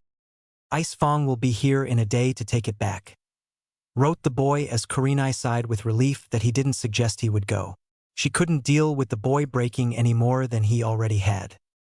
Okay kids, we need to start training to give any of us a chance at survival, spoke Kurenai as she started to walk out of the house accompanied by Hana. Instantly, the genin followed in step. Hana sent Naruto a follow-me look as she walked into the nearby forest, as Hana walked into a different part. Kurenai, where are Naruto-kun and Hana going? Asked Hinata meekly. They're just training, and when become Naruto-kun? Asked Kurenai, teasing her surrogate sister. Instantly Hinata's face lit up like an apple, albeit a rather cute one. Kurenai just laughed at the sight of this as the blueonette started to sputter incoherently. Elsewhere. What are we going to do now, sensei? We are going to start walking on water, shouted Hana while laughing at her own attempt to make it running, while only getting a deadpan look in return. Damn blondes not being able to laugh. Huffed right before Naruto weaved hand signs and created a giant lake before walking on it. The boy turned around to see a wide-eyed Hana staring at him in disbelief. And Naruto, do you realize how much of an affinity you have for water? Asked the teacher while the boy merely nodded. Okay, how about we work on elemental chakra then? Asked the woman once more as the boy's dull blue eyes shined bright for a mere moment before return to the lusterless sapphires. Hana quickly whipped a piece of paper out. So, this is a piece of chakra paper. It reacts when you pump chakra into it. If it's water, it gets soaked. Earth turns it to dust. Wind cuts it. Fire lights it ablaze, and lightning crinkles it. Oh, if you happen to have a Kekkei Genkai, it will do something else entirely. Now I'll show you mine first, the woman explained as she pumped chakra into the paper. The piece of paper quickly got soaked on one half as the other started to burn, reflecting her personality perfectly. Naruto nodded as she handed him a piece of paper. The boy pumped his chakra into the paper. It split into 4 pieces. One piece got shredded into thousands of smaller pieces that continued on and on till the paper didn't even exist anymore. The second piece slowly turned to brown as the edges turned to dust, slowly coming to the center. The third piece turned into a puddle with the piece of paper in the center of it. The last piece started to split like the first, but stopped cutting the paper as another puddle appeared around this piece. The puddle rose and started to dance around like a tornado, with the small pieces of paper twirling inside the mini whirlpool that slowly sunk into the floor. You never cease to surprise me, Naruto-kun, stated Hana as she shook her head with a smile on her face. You have a weak affinity for earth, an affinity for water, the likes of the second Hokage, a wind affinity beyond my imagination, and a Kekkei Genkai of some sort, mused the woman. It's called whirlpool style. Okay. Well then let's get started on manipulation. I can easily manipulate water and wind, however I don't know how to do earth. Well, I've never seen it, but the Hokage and Jiraiya should know. How about we try turning a leaf to dust though? Suggested the brunette as Naruto nodded and went to work. Naruto quickly grabbed a leaf and began to pump chakra into it, struggling to get it to turn to dust. He looked over his shoulder to see Hana wasn't around, so he quickly formed his hands in a cross shape. Instantly 3 dozen Narutos poofed into existence and grabbed a leaf. They worked for an hour before Naruto felt a chill down his neck. He looked around to see that a familiar feeling fog had rolled in. He looked around till he saw the shadow of 4 figures in the distance slowly approaching. Naruto tensed as they neared. Then the 4 showed their faces, and to Naruto's fear it was 5 masked figures, each cloaked in separate colors. Naruto looked at the new figure who had 2 masks adorning his 2 heads. Nothing wrong there. The 2 new masks were that of an Oni with a single horn coming from the top of their heads. Naruto stared at the group as he quickly backed up. Calm down, boy, Orochimaru-sama merely wants to meet you," spoke the boar-masked man with a polite tone. "Yeah, you shithead.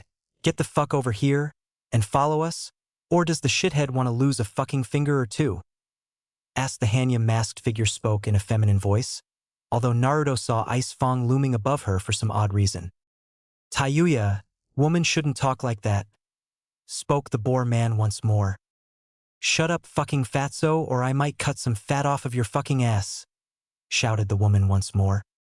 "Come quietly and we won't harm you too much," spoke the arachnid-masked male. Naruto stared at them and raised a single finger in response. "Little kids shouldn't do that," spoke the boar with a mellow tone. "Damn, I fucking like this gaki," shouted the Hanya-masked one. "Let's just get him to Orochimaru-sama," spoke one of the Oni heads. Naruto stared intensely at them before flipping through signs. "Whirlpool style," Howling Torrent whispered the boy as he positioned his hand like that of a grand fireball. But instead of fire, water sprinted from his mouth at an insane speed, howling like a wolf at night, alerting anyone in at least a 6-mile radius. The four figures tried to dodge the spray of water, but the spider one wasn't fast enough. Red flew through the air as the both of the man's legs were both blown off of him, leaving him to bleed to death. The others were frightened slightly by the display of power before they remembered what he would do to them if they failed this mission. The blonde, seeing the 3/4 figures hesitate, gave him just enough time to act. He instantly dashed, capitalizing on the nearest one, the Oni one. Naruto ran right at him and arrived at the two-headed freak right after he regained his bearings. Naruto and the two-headed freak then began a bout of taijutsu. As the two were throwing punches back and forth, matching each other blow for blow, the other two masked people were flipping through signs. The Hanya-masked one finally finished and pulled a flute out of her pocket. She lifted her mask slightly and began to play the flute, causing 3 enormous figures to slowly phase into existence. As soon as they fully phased into this plane, they charged the boy, who leapt back to dodge the figures. Instantly, a head popped out the side of his neck. "Hey there, how you doing, H?" shouted the Oni-masked figure attached to him as it slowly started to burn. After a few seconds, the person fell limp before blowing away with the light wind, forming a light black haze. "You asshole!" shouted the other Oni as it charged Naruto. The other two looked in horror before the boar man weaved hand signs together and shouted, "Earth style. Earth prison of magnificent nothingness," encasing the boy in stone. The boar then placed his hands on the rock as the color blue started to seep into his hands. Naruto looked around as he felt slightly weaker with each passing second before deciding what to do. He quickly weaved a few signs together before whispering, "Earth style," hiding like a mole as he suddenly began to dig not underground, but rather straight through the walls. Yep, definitely how a mole hides. As soon as the boy exited the dome, 3 worm-like things made entirely of spiritual energy charged at him. He quickly dived to the right, meeting the Oni one, who swung at him with a kunai in hand. Naruto attempted to dodge it, but it found a home in the flesh of his side as Naruto rolled past the Oni, huffing slightly. Naruto looked up to see the boar and Oni masked ones charging him again, while the Hanya masked one was playing her flute still. Naruto leapt back while flipping through several signs before biting his thumb and slamming it on the ground, whispering, "Summoning jutsu." In front of Naruto appeared 2 giant wolves, half the size of the already tall trees. One wolf was colored crimson while the other was black as the night. They both had yellow eyes that screamed death. The wolves looked around for a mere second to see the 2 charging figures. They looked back to see Naruto nod before they charged at the other figures.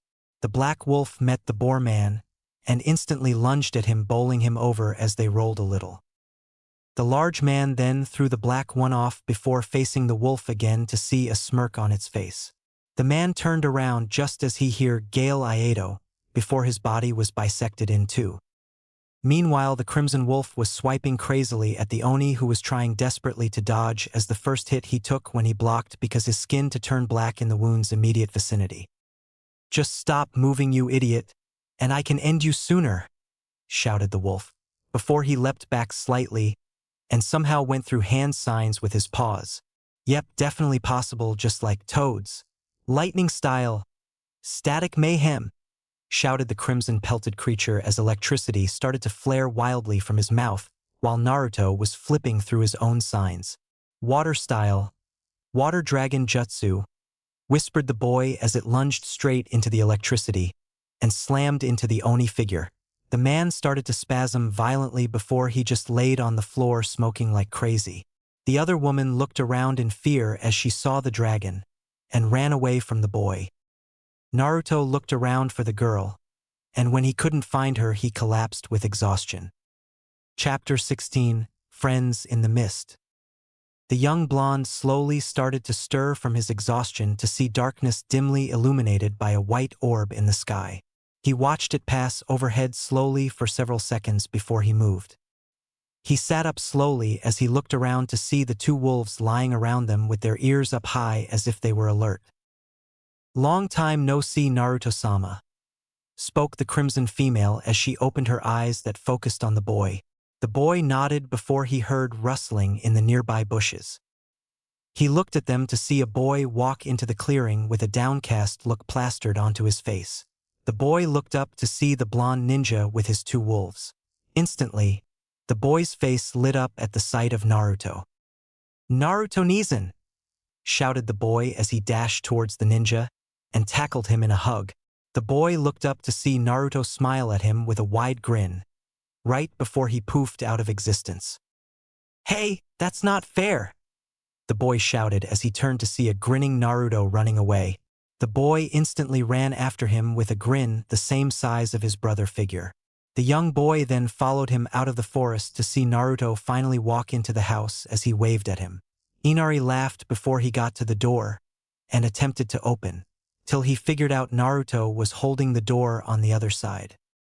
Inari huffed before he realized what he had to do. He carefully tiptoed to an open window to see no one watching it. Then he jumped through it shouting, "Hi!" A woman with blue hair turned just in time to catch a flying boy as she fell on her back. The ninja, however, tensed slightly till they saw Tsunami start to giggle slightly. "Inari, what have I told you about jumping through windows?" shouted Tsunami to the boy as she still continued to giggle a little bit. "But Ka-san, you've only told Anai-san not to do it," spoke the young boy. "If I tell him, then it applies to everyone, including you," spoke Tsunami as she started to tickle the young boy, earning a tender look from all the people around at the show of their bond. "Ka-ha-san, please, stop," stuttered out the young boy as he continued to laugh while being tickled. Naruto's face softened at the display slightly, which went unnoticed as he saw them from the back of the room. The two stopped after a few minutes with a young boy still grasping for air from the intense tickle attack he had gotten.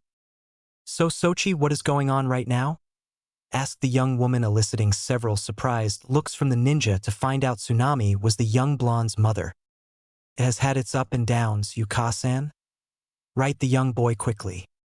"You know, same old, just picking up random orphans from the street, spending a few years with them, then watching them disappear from sight. You know the usual," spoke the woman sweetly, very sweetly, earning a sheepish look from the ninja. Sorry, had to go back to my traveling plan before things started to get out of hand with them. What have I missed since I was last here? Just Gato finally taking over," spoke the brunette calmly as she served the blonde his reheated dinner. The young boy ate, reminiscing in old times with his mother before Hana finally interrupted. "Yeah, so Inari just started running when he started Tsunami before being interrupted. Are you the boy's real mother?" asked Hana simply as she gave the woman a stern glare. "No, I was not his biological, merely a caretaker of sorts." Now Inari started running before he tripped on a rock and started to roll down the hill before he rolled into a giant puddle. Spoke the woman, turning from Hana to the young blonde once more as they continued to reminisce. However, the other ninja looked at the woman with different perspectives. "I'm glad she raised him to be a little kind-hearted. Who knows what could have happened if he hadn't had her," thought Kurenai. "Man, she's hot, but she's Naruto's Ka-san," thought Kiba while looking at the woman. My insects still haven't located anything of importance," thought Shino, tuning the whole thing out. He's so cute when he is smiling, thought Hinata with a little drool leaving the corner of her mouth. Why do I feel jealous of this woman? I mean, she only knows more than me about Naruto. Damn it, why I'm thinking like this, thought Hana as the individuals slowly started to call it a night one by one. The young blonde ninja finally got into bed and instantly let sleep take him. The blonde opened his eyes to see his mindscape that had a forest similar to the one behind the Hokage monument with a nice waterfall falling off a nearby cliff. The boy looked around till he saw a sleeping figure under a large tree. The boy walked over to the beautiful sleeping redhead and admired her face that seemed so at peace with the current world. He continued to smile while looking at her with only one thought in his mind: 3 days. Just 3 more days till we can talk again, Q-chan. The boy thought as he sat next to her. He wrapped an arm around her to see the figure 9 tails snuggle into his shoulder, making him show a loving smile as he gently caressed her face and head. He sat there for a few hours talking about what has happened back in the real world, making him reflect on the few good times he had encountered in life. A few being with his surrogate mother Tsunami, some with his Q-chan, and the rare occasion he met his blood supplier, and I refuse to say who this is unless you somehow manage to guess it. He sat there for hours on end in silence, watching clouds float by before he felt a tug. Then a stronger one signaling someone was trying to wake him up. He looked at QB one last time before planting a kiss on her forehead. Then he closed his eyes. When he opened them, he was greeted with an angry Hana walking in with a bucket filled to the brim with ice-cold water fresh from the sea. "Damn! You couldn't sleep for a few more seconds," shouted Hana angrily. "Not a chance." I still have the water, I wonder," trailed off the brunette before she disappeared from whence she came. Moments later, howling could be heard. "Damn you, sis. I'll kill you for this," shouted Kiba as Hana ran by the boy's door, followed by one Kiba in his boxers that had pictures of steak on it. He was chasing his sister with an angry look on his face as he held a kunai in his hand. Naruto shook his head before he got up and got dressed into his attire that consisted of his fox face mask, a black shirt with a small trim of orange on the sides, and black pants. He then put on blue shinobi sandals before walking out of his room to smell the scent of bacon and eggs downstairs as it slowly wafted upstairs. The boy quickly appeared downstairs, surprising one Bluinette and making one little kid excited to see his brother again. He quickly hugged his surrogate mother before he heard rustling behind him. He turned to look at it to see nothing in where it originally came from. He squinted his eyes before Kurenai and her team minus Kiba walked down the stairs. The boy relaxed himself just as Tsunami started to set the table and dish the food out. The morning went by quick with talk of more training, but that the 2 teams would take 2-hour guard shifts of Old Man Taz. They quickly agreed that Hana and Naruto would guard Tazuna for 2 hours twice, as well as Kurenai's team, due to the minimal amount of light which only allowed about 8 hours of good light this time of the year. The 2 teams quickly headed in their respective directions, with Tazuna following Hana and Naruto. Naruto arrived at the bridge to see all the material needed nearby with only a few workers. "What the hell do you mean they quit?" shouted Tazuna in anger. "Just like I said, they are afraid of Gato and don't want their family to get hurt," spoke a man slightly larger than Tazuna with a thick burly brown beard, dark brown hair, and brown eyes matching his hair, making his face look like someone just scribbled the color brown on him, because they were too lazy to think of a different combination of colors.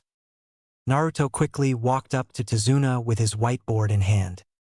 "I can get you some workers. How many do you need to finish by the end of the week?" "At least 3 dozen or so. The problem is that I don't have the funding to hire that many," spoke the old man while looking at some papers. "I can help you," wrote the boy before he crossed his fingers, summoning 4 dozen clones, astonishing the old man. A few seconds later, he started to direct them.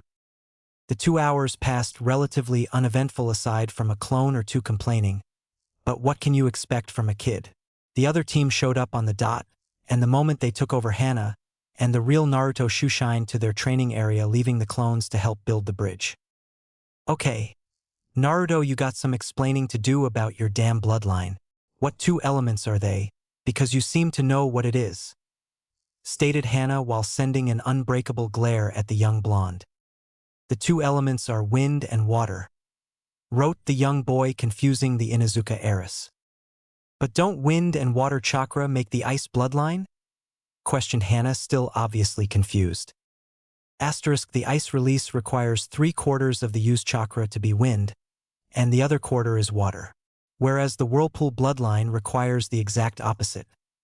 Asterisk, wrote the boy, eliciting another confused stare from Hannah. So can you learn the ice bloodline too then? Asked the woman. Asterisk, yes and no, because of how chakra works. In order to fuse two chakras evenly to make a mixed jutsu takes years if not decades, but in order to balance it perfectly to create a bloodline they were not born with would require a shinobi to have chakra control like that of Tsunade. On top of that, one would also require the ability to manipulate chakra at the level of a bijou in order to shape it in the way the bloodline works. The reason we bloodline holders have the ability to use a specified bloodline is our chakra inherently comes in the exact shape, an amount required by instinct. Asterisk, explained the young ninja, revealing his large amount of knowledge. So I could learn any bloodline I want? Hannah asked, slightly surprised. Asterisk, only if you could either figure out the necessary amount of chakra required to make the exact shape for the bloodline, or if someone who knows their own bloodline taught you how. Even with the last happening, it would still take several decades just to achieve. Asterisk, wrote the young boy as he started shaking his hand furiously. What's wrong, Naruto-kun? Asked the young woman with a slight amount of worry on her face. My hand hurts from writing too much, wrote the young boy, receiving not a sweat drop, but an anime face fall from Hannah as the boy laughed silently at the display. Alright, all jokes aside, let's start some chakra control exercises, spoke the woman as she pulled out a handful of senbons. What are those for? You've heard of laying down on kunai, right? Well, how about we try that with sunbon? Spoke Hannah with a sadistic gleam in her eyes, and a matching smile that would make Anko proud. Elsewhere, a young purple pineapple-haired woman was eating dango before she felt a shiver go down her spine. Damn it! I'm the only one in this world allowed to be sadistic, shouted the woman as she suddenly stood up in the dango shop, getting sweat drops from every other customer in the shop. Back to Wave. Naruto was training hard for the next week as nothing eventful had happened except for the occasional feeling of someone or something watching him. Yet every time he looked over his shoulder, nothing stood there. It was as if he was being haunted by a phantom, and unfortunately Naruto hated ghosts of any sort, so he started to take precautions such as putting dozens of anti-ghost/anti-supernatural amulets around his neck. The young boy was on guard at the bridge once more as he couldn't drop the feeling of being stalked. Unlike other times, this had been looming over him for well over an hour, and showed no signs of leaving him anytime soon. A few more minutes passed till he felt as if he was surrounded. He looked around to see no difference, just the usual fog all around that wrapped around the city like a blanket. The boy continued to look around till he saw a group of silhouettes on the other side of the nearly completed bridge. They stood there staring in the boy's direction. Naruto froze before the figures suddenly disappeared like phantoms fleeing this plane of existence. Several hours passed when they finally finished the bridge, and surprisingly all of Gato's men had disappeared as soon as it was finished. Even more surprising, the fat rich man's men seemed to leave the people alone since the ninja got here for some strange reason. With the bridge finished, and night descending on our group of ninja, they decided to stay one last day, and leave in the morning. Morning came quick, and with it the ninja rose. However, during their early breakfast at Tezuna's house, a loud scream was heard near where the bridge was. Fearing the worst, the ninja stopped eating, and left abruptly in the direction of the bridge. When they got there, they were greeted with a slightly horrifying sight. On a pike in the center of the bridge was a man. However, this man had a long spear entering from where his privates would be, and exited the man's body at the neck. The man had a terrified expression glued to his bloodied face that had been mutilated, as one of the eyes were missing along with several teeth, fingers, and an ear. His hair was stained crimson in his own blood as he just stood there on the pole. This man was someone everyone in Wave had wanted dead. However, even the more radical of the Wave citizens wouldn't have done this, even if the man in question was Gato. The crowd all had the same feeling wash over them, relief and fear at the image presented before them. Naruto walked up to the body before he ripped the pike from the ground and slowly dragged it to the edge. He then dropped the still impaled body down into the river that moved rather slowly as it carried the hated man out to sea. Naruto during the whole event had an unreadable face, but he was slightly disturbed by the turn of events. He had planned to switch with a clone on the way home and kill the evil businessman. However, this had ruined his plans, and he wanted to know who had done this act. After the blonde ninja dropped the body in the river, he looked around to see a group of 4 in the distance as they were veiled by the fog itself, making it impossible to see who they were. For some strange reason, he seemed drawn to one of them. It was almost as if he could feel the familiarity of one of the members of the group. However, the other 3 seemed to be strangers. The boy started to slowly walk to the figures, and this time the figures seemed to approach him. When he was close to the figures, he then heard the voices behind him. "Hey Naruto, where are you going?" shouted Hana before the boy disappeared, making the others slightly tense. They still sensed him, so they weren't too afraid as he suddenly stopped moving, and his chakra hadn't had any changes in fluctuation. The boy in the heavy fog, however, was greatly surprised by the sight of the 4. He suddenly dashed forward and wrapped a young brunette in a giant bear hug. "Hey Naruto," voiced the brunette. "Nei-chan." The boy whispered it very lowly as he started to sob lightly and hug her tighter. "So this is the boy you were talking about, Ayam-chan?" asked an auburn-haired woman with a herringbone-style hairdo with several bangs falling and crossing at her ample chest.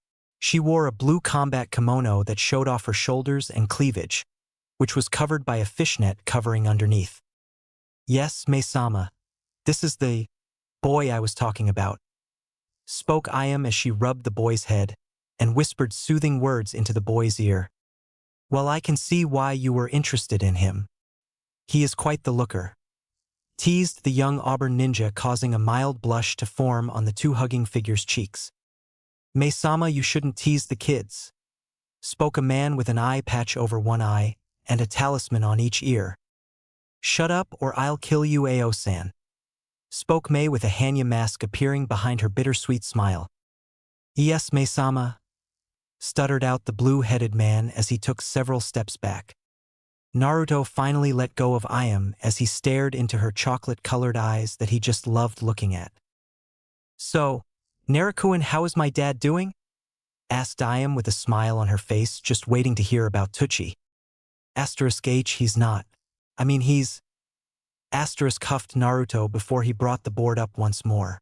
The 3rd Hokage burned the stand down with Tuchijiji inside, as well as some other customers, wrote the boy as the brunette in front of him went rigid, before she busted out laughing. "Wow, Naruto, I never took you for the joking type," spoke Ayam till she stopped and looked at the boy's expression.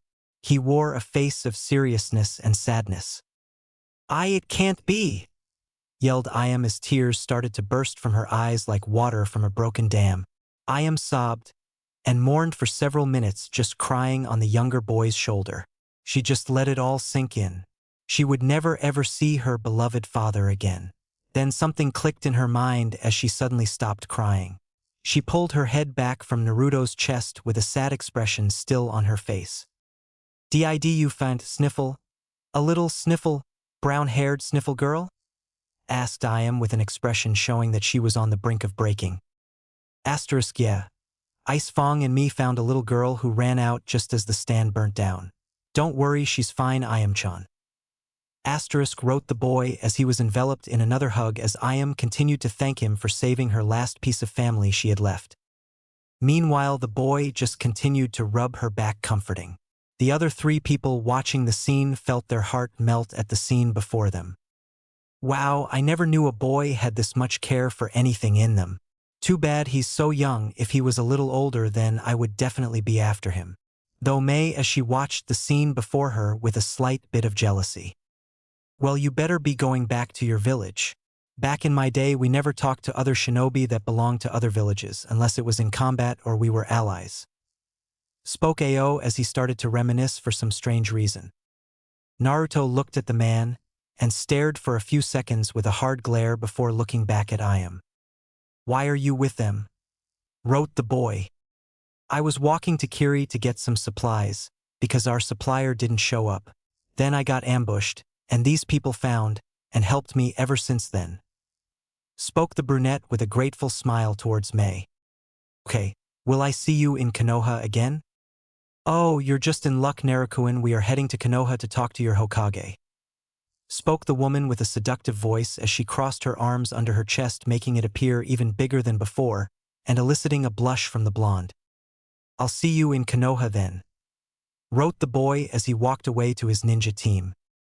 When Naruto got back to his team, they looked at him before he gave "we'll talk later" look before they started to walk back to Konoha with Hana, Kurenai, Kiba, Shino, Hinata, Akamaru, and Hana's dog whose name Naruto still doesn't know.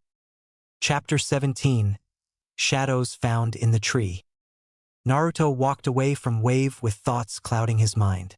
His mind was going over Iam and why she was with the Kiri like ninja, who killed Gato, and last, but definitely the least worrisome of all, was why the hell Tazuna named his blasted bridge after him. When he asked before they left, he merely said, in hopes that it will be as resilient as the man it was named after. The man would shout, and unfortunately it would make little to no sense to the boy who thought everyone knew how broken he was. He constantly thought everyone saw his darkness, his broken down spirit, and worst of all, through his smile. However kind fate was, it was cruel to not allow anyone to see through his smile. No one knew his smiles he would parade around with were really him hiding behind a broken door, and because no one saw through a facade he broke. He broke to the point of near silence save his close friends, and even they numbered only of 3. The young boy sighed as he straggled behind the rest of the leaping shinobi/kunoichi. He slowly looked up to see Kurenai slowing down till she was step for step with Naruto.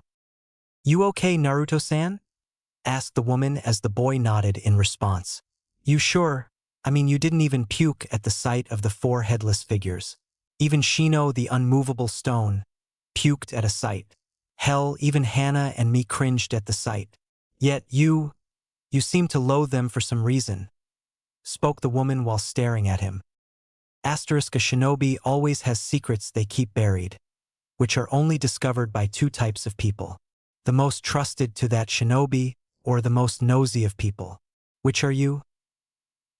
Wrote the boy as Kurenai managed to somehow read it, and not pull a George of the Jungle. The woman felt a small pang of regret in her chest as she realized his words. She wouldn't want someone prying into her past, so why would anyone else? The woman quickly looked up before nodding, and charging on ahead, not noticing Naruto switching with a shadow clone. The boy watched the fleeting figures before he turned around. The boy looked around then threw a shuriken at a tree.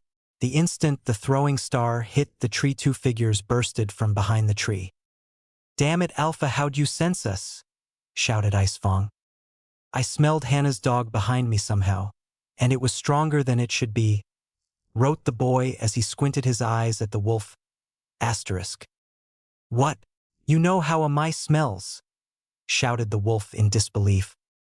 "Yes, rather strongly might I add," wrote the boy as he then looked at his mother. "Hey Naruto-kun," spoke Kushina as she smiled slightly at him. "Hi Mom." "Say Naruto-kun, whatcha been doing databane?" Just guarding a lazy bridge builder. "What have you been doing?" "Oh, just following Icefong databane," replied the redhead cheerfully. "Was that before or after you killed Gato?" the boy asked with a cold stare. The mere sight of his words made the woman tense up. "How'd you know?" asked the woman as her body was still tense. "Oh, the slash marks from a sword gave me a few clues to a swordsman, but the dead giveaway was the fact that he had red painted all over him. A signature of how you executed people back during the Shinobi Wars." Wrote the boy as the woman slightly relaxed, but still had her guard up for some strange reason. "You're very informed. So, what you gonna do now that you know I killed him?" asked the woman cryptically as she narrowed her eyes at Naruto.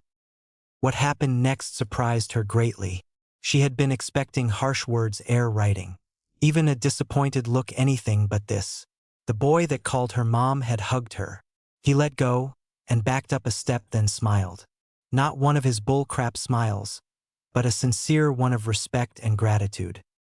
"I'm happy my mom is nice," wrote the boy before he hugged her once more. "Oi, Alpha, shouldn't you be trying to catch up to your team?" asked the beast as the boy's eyes widened in realization. Instantly, the boy turned and dashed away from them in hopes to catch up to his team. The boy finally caught up with his team to see Hannah missing. The boy looked around for her till he felt a hand land on his shoulder. He quickly tensed up and looked over his shoulder to see Hannah with him. "Hey Naruto-kun, how you doing? Say, don't you think Amai and Icefang have been spending a lot of time together?" asked Hannah as she looked at the boy with a wide grin. Yeah, a little. Why?" "Oh, no reason. You know, aside from her moving slower recently, eating 3 times as much, gaining several pounds quickly, and smelling a lot more like Icefang," spoke Hannah as her happy smile turned even sweeter, too sweet for him to feel comfortable. "Is that so?" wrote the boy as they somehow continued to jump from branch to branch without slamming into a tree. "Yeah, and the funny thing is when we took her in for an X-ray, we found something really funny. Apparently Amai is pregnant with 3 pups. And oddest of all is that Icefang has been around Amai, liking her constantly." "Any ID dash," spoke Hannah till Naruto finally pulled a George of the Jungle. The boy grunted as he slowly pulled himself out of the indentation he made in the wood. He scowled as he heard a laughing Hannah who was still jumping from branch to branch. Then she did the same damn thing. The brunette, who now was getting extremely intimate with a tree, grunted as she peeled herself from the tree. The 2 ninjas looked at each other before they started to laugh as each other. "Wow, didn't know Mr. Naruto could laugh," spoke Hannah as the boy shrugged while wiping tears from his eyes, still chuckling slightly. "Well, best we catch up to the others before they suspect us." "Where's Amai?" wrote the boy as he hadn't noticed the wolf. "Oh, Kiba's carrying her for me due to him saying something rather unpleasant. It was either him carry her or he carries me while I carry Amai," smirked Hannah as the 2 started to gain onto the others, albeit slowly. By the time the 2 ninjas caught up to the others, they had arrived at the gate. At the gate, the guards eyed them slightly, then nodded as the group walked by them.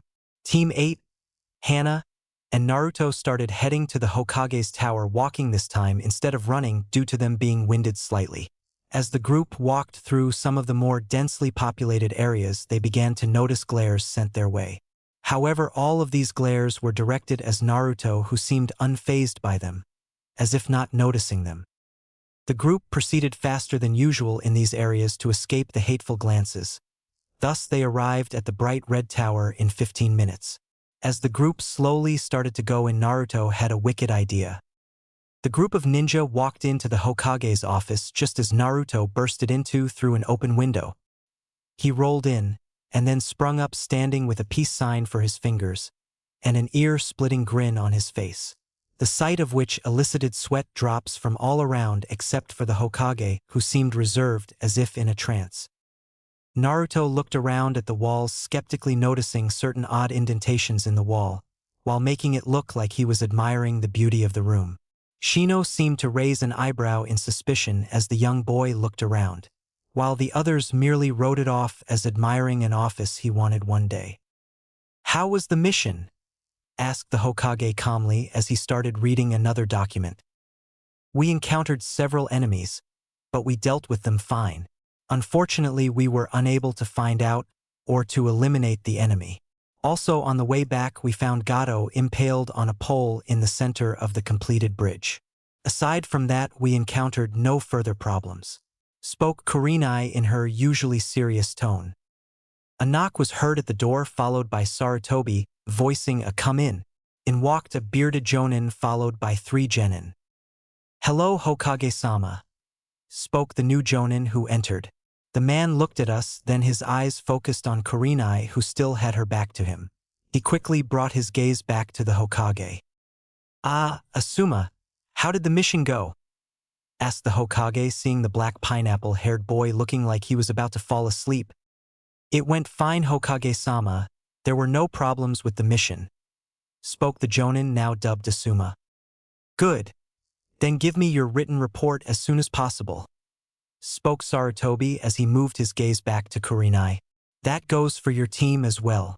Dismissed. With that statement, the two teams, Hana and Naruto, departed, just as the young blonde ninja started to hear a yawn inside his head. Hey Naruto, what did I miss? Asked a familiar voice inside Naruto's head. Only a few but kickings and finding Aya-chan, voiced the boy in his head. Oh, when did Ayam get a nickname, asked the red-headed vixen. Forget it, thought Naruto, eliciting several laughs from Kyubi. Stop spacing out, Naruto, or else you may walk in dash, spoke the redhead before she could finish. However, Naruto walked straight into someone. He fell back suddenly while hearing a light laugh from in front of him. Naruto looked up to see a familiar woman with auburn hair laughing slightly before she bent down. If you wanted to feel them, you should have just asked Na are you Takun, spoke Mei seductively into his ear as she straightened up quickly. She looked at his face to see a large blush placed upon his visage. That's mean Mei-sama, shouted Ayam with a tinge of jealousy evident in her voice. Oh, perhaps someone's jealous? Asked Mei while looking at Ayam with a smile. I am not. I'm merely protecting my Nii-san, spoke Ayam as Naruto's heart felt slightly heavier for some reason he couldn't begin to fathom at the moment. Oh, then you wouldn't mind if I did this, would you? Asked Mei as she suddenly shoved Naruto's head into her very ample cleavage, causing Naruto's already slightly red face to go beet red. Instantly, Ayam's face contorted in anger as she lunged at Mei, ripping Naruto from Mei's tight hug and shoving Naruto's head into her chest, eliciting the same reaction from the young blonde. Ooh, look who's defensive of her Otudo. My, if I didn't know any better, I would have thought you were in that relationship, spoke Mei-san with a teasing grin on her face as Ayam let Naruto go and held a bright red blush on her face. Mei-sama, I think you're a little ol dash. Ao, shut up or I'll kill you, spoke Mei, suddenly interrupting Ao while she wore a bittersweet smile. Why yes, Mei-sama, spoke the man as Mei turned back to Naruto. So, I'll see you later, handsome. Mei winked at the blushing boy as she walked by him, followed by Ao, the blue-haired boy, and a slightly jealous Ayam. Naruto turned abruptly and sprinted away as he still wore a bright red mask on his face that showed no signs of dissipating anytime soon. The boy was sprinting around the town trying to just find something to do besides train at the moment, as Kyubi had fallen back asleep due to being tired once more. Naruto had now slowed to a walk till he saw someone with a blank white mask look around before walking through a wall. Naruto looked around curiously before he followed. The young boy walked up to the wall before putting a hand on it and it going through the wall. Surprised by this, he walked into the wall to be greeted by a dark hallway that was eerily lit by a dull green light. Naruto looked around cautiously before descending a nearby flight of stairs. He heard faint whispers that only grew the farther down he went. Eventually he started to make out words and stopped to listen. Has been done, Danzo-sama. Good. You have done well, blank 6, spoke the man who Naruto thought was named Danzo. Yes, Danzo-sama. Do you wish for me to attempt to win the Uchiha over? Asked the person dubbed blank 6. No, the time is not right yet. You will begin converting the arrogant Uchiha when the Chunin exams begin, spoke Danzo calmly. Yes, Danzo-sama. Do you wish for me to eliminate the third? Asked the blank 6 person. No, he has yet to lose purpose. After all, no one has noticed the seals along the walls, spoke Danzo as he seemed to gain a slight chuckle at the end. What do the seals do? That is none of your concern. I apologize, Danzo-sama. I merely wish to be informed on what they do. You know that I always wanted to learn about Fuinjutsu, spoke blank 6 respectively. I see no harm in informing you then. They merely allow me to hear and see what the third Hokage does, as well as allowing me to use Shirsue's eye to influence him. Yes, Danzo-sama, spoke the blank masked man with a tone of awe and respect. You are dismissed, blank 6. Naruto stood there for a second till he heard a door open. Instantly, Naruto dashed up the stairs and out of the building, sprinting through the streets. He was deep in thought of what to feel besides the obvious, to feel anger toward the man who caused most of his pain. Danzo. Naruto now knew he had to change his plan slightly, as Sarutobi wasn't the evil one now, it was definitely Danzo. Naruto might not have known how to get back at Danzo yet, but he was planning on how, starting right now. Thus, we find the young blonde going back to the Hokage's tower. Naruto had several things planned at the moment. The first of which would be to disperse the seals in the tower, and then to place anti-seals. Naruto entered the building, and stood in front of the door that was deathly quiet. Naruto knocked and no answer came. After several minutes, Naruto opened the door slightly to see no one present. Then Naruto realized why no one was in the room. Mei was talking to Sarutobi with the rest of the council. Which means two things. The first was he had the room for himself for at least 10 minutes if they were walking back. The second is that Danzo probably can't see him right now. Naruto walked into the room and quickly unsealed a brush with ink and some paper. He quickly went to work on undoing as many seals as possible. He managed to finish them all with a minute to spare as he saw the Hokage walk up to the tower.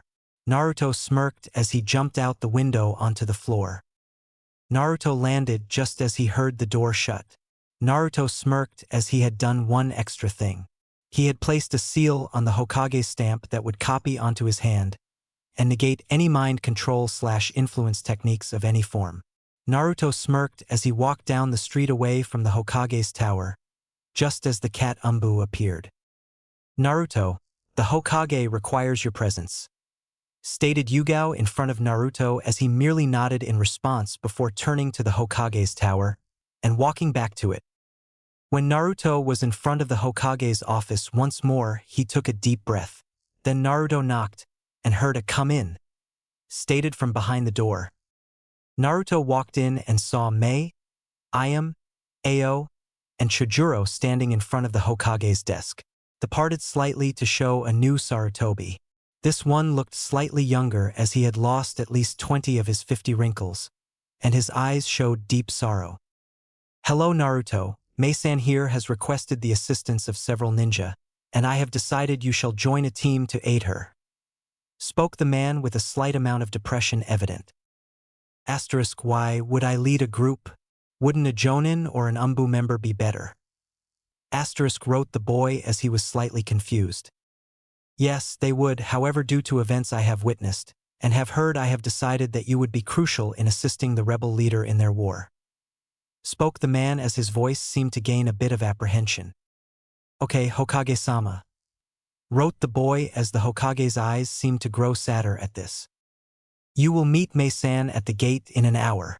Please, stay behind a minute as we have some things to discuss. Spoke the man as the others walked out. When the door shut, the Hokage flicked his hands, and instantly 3 Umbu members left as well as some seals starting to glow. Naruto, I am deeply sorry for what I have done. I don't know why, but I did not intend to make your life a living hell. Oh, and how did you do this? The young boy asked, trying to get some answers. I am very sorry for killing Tucci and destroying the stand. I'm sorry for not defending you from the villagers. And worst of all, I am extremely sorry for not being there in your times of pain. I know it won't fix anything, but please forgive me. You don't have to do it right away, but please allow me the chance to, starting from now on. Spoke the old man as he had a few tears trailing down his cheeks. I have yet to forgive you. However, you still have a chance to amend the mistakes made. Pray you don't make another. Wrote the boy as the mood lightened slightly. Thank you Naruto, now on to the mission. I am sending you and Anko, as well as several Umbu.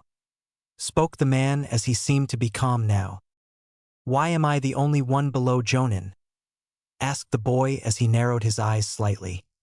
I saw some of your fights and you can definitely handle this, however I cannot increase your rank unless you complete 3 S-ranked missions, or I am present to say that you should increase in rank, therefore the council on both civilian and ninja will not allow me to make you a higher rank. Now you are dismissed, spoke Hiruzen calmly as he smiled at the boy who went out to his base to get supplies, and then meet his team. Naruto arrived at the gate to find Anko waiting with 6 other people who wore masks. The 7 people turned around to see Mei and her team approach as she looked around for the last member of her group. "Hey Cat, where's our last member? I hope it isn't some idiotic Jonin," stated Anko as she looked around. "He's captured the heart of one of my ninja," teased Mei as Iam's cheeks went red with embarrassment. "Oh, I wonder who this Casanova is?" wondered Anko teasingly as her and Mei laughed together. Naruto walked up to the laughing group just as Anko turned to see him. "Hey, Naruto-kun, what you doing here? Are you waiting for your team for another mission?" asked Anko as she looked around for Hana and others. "Nope, I appear to be the late one," wrote the boy, shocking Anko and most of the Umbu.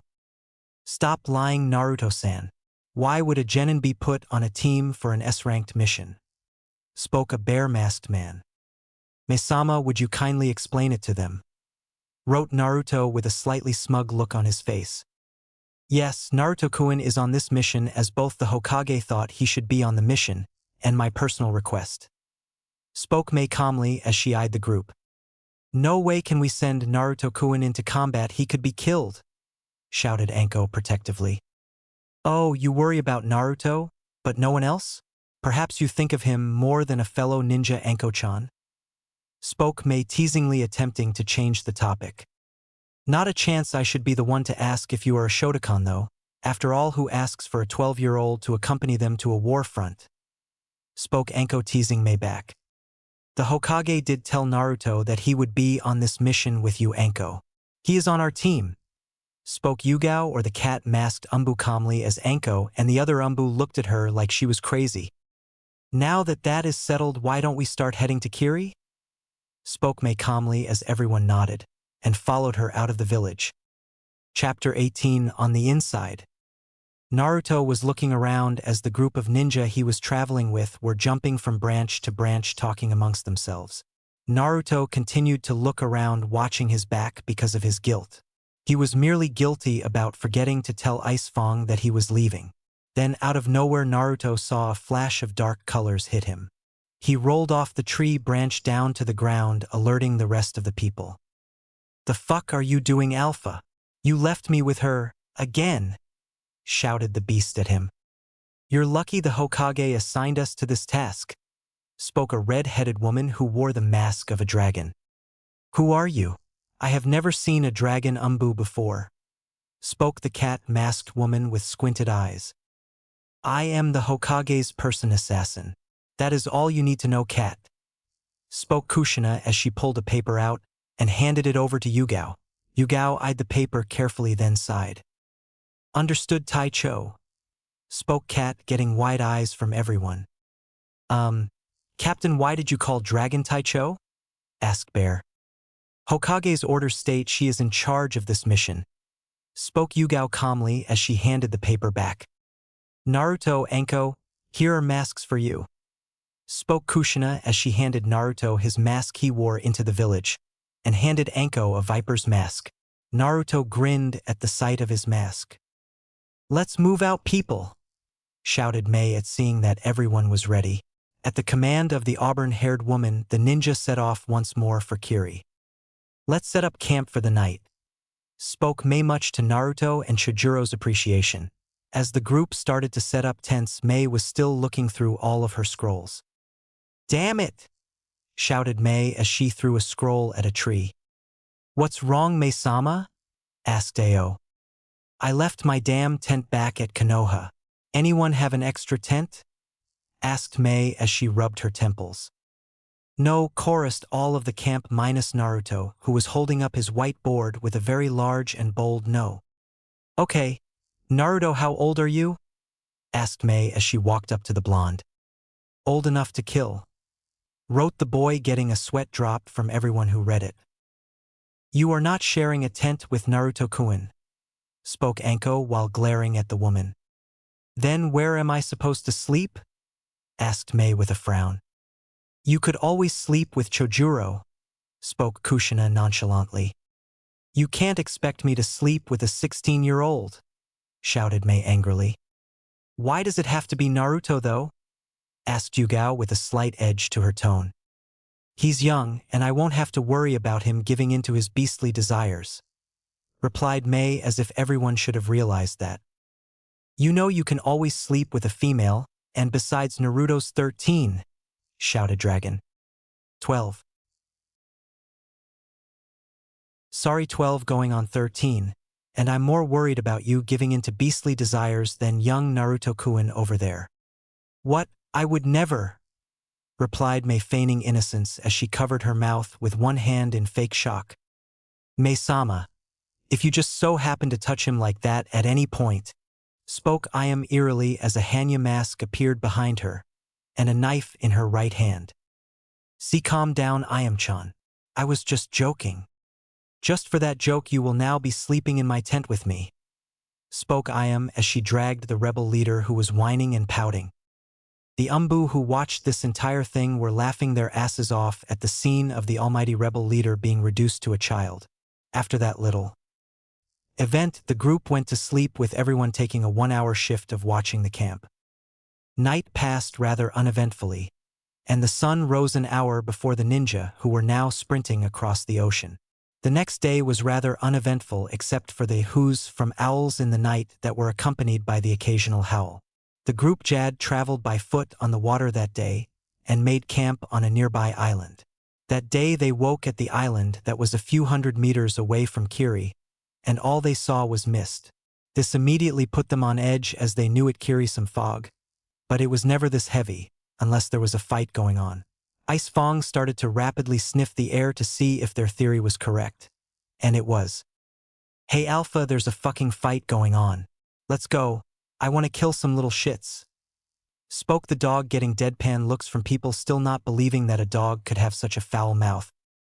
"It's up to you, May-sama," spoke Kushina calmly as she eyed the fog that would light up colors of blue, purple, or orange every so often. "Let's go. I want to see how effective your team is, Dragon." "Yes, Cat, your team is to proceed first while my team provides support," spoke Dragon with authority. "You heard Taicho, let's go," spoke Yugao. Her team started to sprint across the water. When Naruto finally broke through the fog into the fight, he stopped along with the rest of the team. The reason why is that they were watching a fight between 10 ninja, 8 on Kiri's side and 2 on the rebels. However, what made their blood boil was that Kumo was here, and helping Kiri defeat the rebels. "Bear and I will ambush the loyalists while Viper provides support. Wolf, you will watch for stragglers and clean up the mess. Go," spoke Cat softly as the team started to execute the orders. Yugao drew her sword as she appeared behind one of the ninjas and cut him from behind, instantly killing the man. Bear flashed through hand signs before shouting, "Fire style. Great fireball jutsu." Instantly, a great ball of fire emerged from the trees and engulfed 3 ninja who were unaware. The first ninja, one who wore Kumo's headband, charged Yugao with a katana of his own. As he swung down, Yugao dodged right, allowing 3 kunai behind her to find a new home in the man's neck. Viper smiled as she saw that blood was pouring out of his neck and mouth as he writhed in agony before dying. Naruto watched as his team killed 5 when the other 3 turned to run. Instantly, Naruto went into action as he shoe-shined across the field unnoticed before giving chase. Naruto smirked under his mask before it dropped into a frown when he saw the 3 were fighting Ice Fong. "Come at me, you little shits. See if you can take me down," shouted the wolf as he dodged a kunai before lunging and landing on a Kiri ninja. Ice Fong quickly overpowered the man and mauled his mercilessly, making the other 2 back away in fear. "Wind style. Ancient gale," a voice whispered that was heard by everyone nearby. The whisper was quickly followed by a light breeze that steadily built up before a dragon of wind appeared and engulfed one ninja. The ninja who was caught in the maw of the dragon instantly turned into an explosion of blood before the jutsu dispelled. The final ninja backed up in extreme fear as a small puddle could be seen underneath him. "Careful Alpha, this fucking little shit just dropped some fucking water. He's trying to lure us in before using a water jutsu from behind us," spoke Ice Fong as he eyed the smelly substance in front of him. Just as Ice Fong finished speaking, however, 3 senbon embedded themselves in the Kiri man's neck, rendering him unconscious. He will crack rather quickly. Hopefully he has a little information to help us. Spoke Mei from behind the downed man as Chojuro walked up to the man who smelled like piss and grabbed his collar and dragged him, trying his best not to touch the man any more than needed. Didn't think those Kumo bastards would support Kiri though, spoke Falcon with disgust as he kicked a dead Kumo nin. Probably just to attain more bloodlines, spoke Bear as he walked towards the main group. Mei quickly looked over the unconscious ninja before she saw some papers hanging out of the pocket of his vest. She walked over to the man and quickly grabbed the paper and read over them. Instantly, her stern face turned into a gleeful grin. These poor saps were commissioned to aid Kiri and were to arrive today, meaning they are currently on time. She looked over the files once more before scowling. "What's wrong, Mei-sama?" asked Ayam calmly. "The group sent to aid Kiri only has a resemblance to one ninja here, or at the rebel base. Heck, take away a few things and they could be twins," spoke Mei while still scowling. "Who resembles a ninja that died today, Mei-sama?" asked Chojuro meekly as everyone nodded. "Naruto, turn around. We need to apply some contacts to you." "No, we are not sending Naruto alone," spoke Yugao and Viper in tandem, making both look at each other before giggling slightly. "It's either send him alone or we lose a once-in-a-lifetime opportunity, and as per orders I get to assign you to the missions I need done. Naruto, take off your mask and put these in." Naruto merely nodded, much to everyone's shock, as he removed his mask and put the contacts in. "What is my backstory, Mei-sama, and I don't think I can do this as my speaking problem," wrote the young boy. "In the file, the boy who you are impersonating is just like you, however he does talk quite a bit. It says that he wears black lines much like yours on each cheek to signify how many years he has served, and he's up to 3. Your personalities seem similar, so all you need to do is talk and can easily pass as one of the Kumo nin.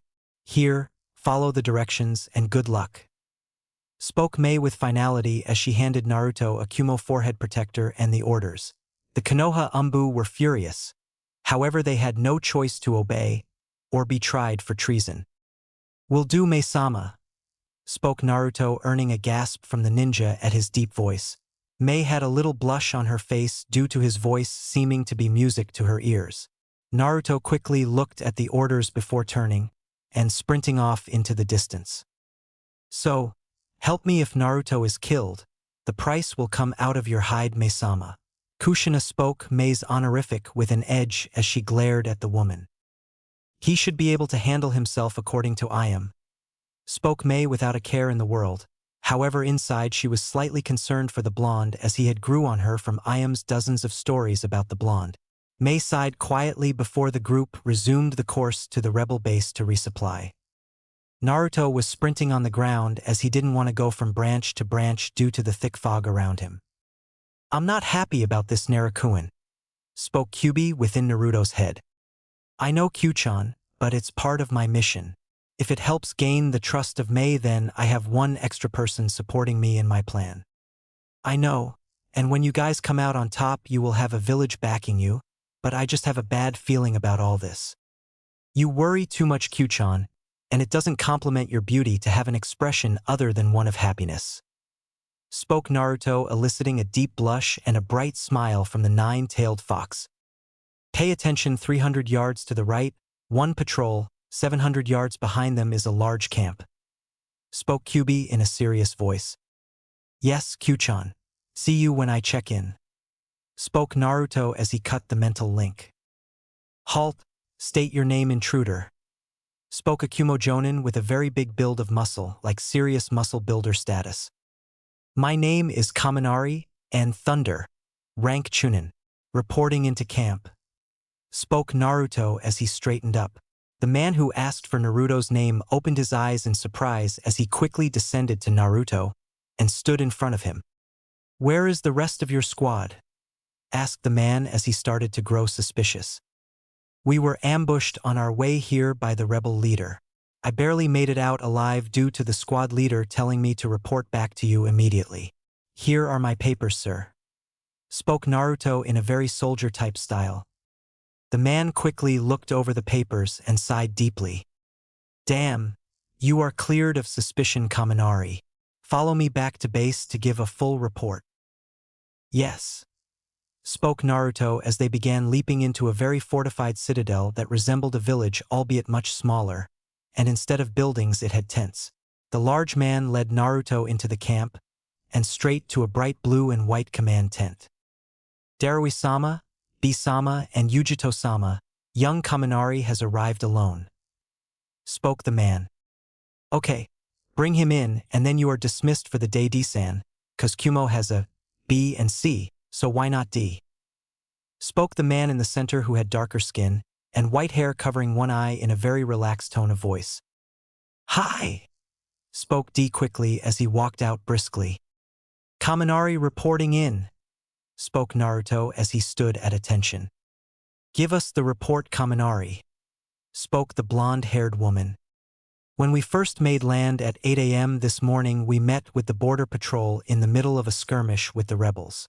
We managed to bring their strong 16 down to 2, and then we were pushed back by the appearance of Chojuro Ao and the rebel leader Mei.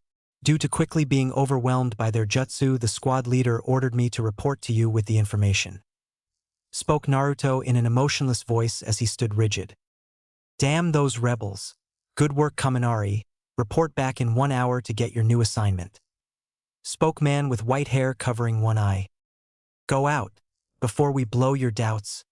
Bout our wicked shouts. Sorry, I am very bad at rhyming, so I am trying my hardest, rapped the blonde-haired man, eliciting sweat drops from everyone in the tent. Naruto decided to drop it and turned away to set up his tent while debating over his next move.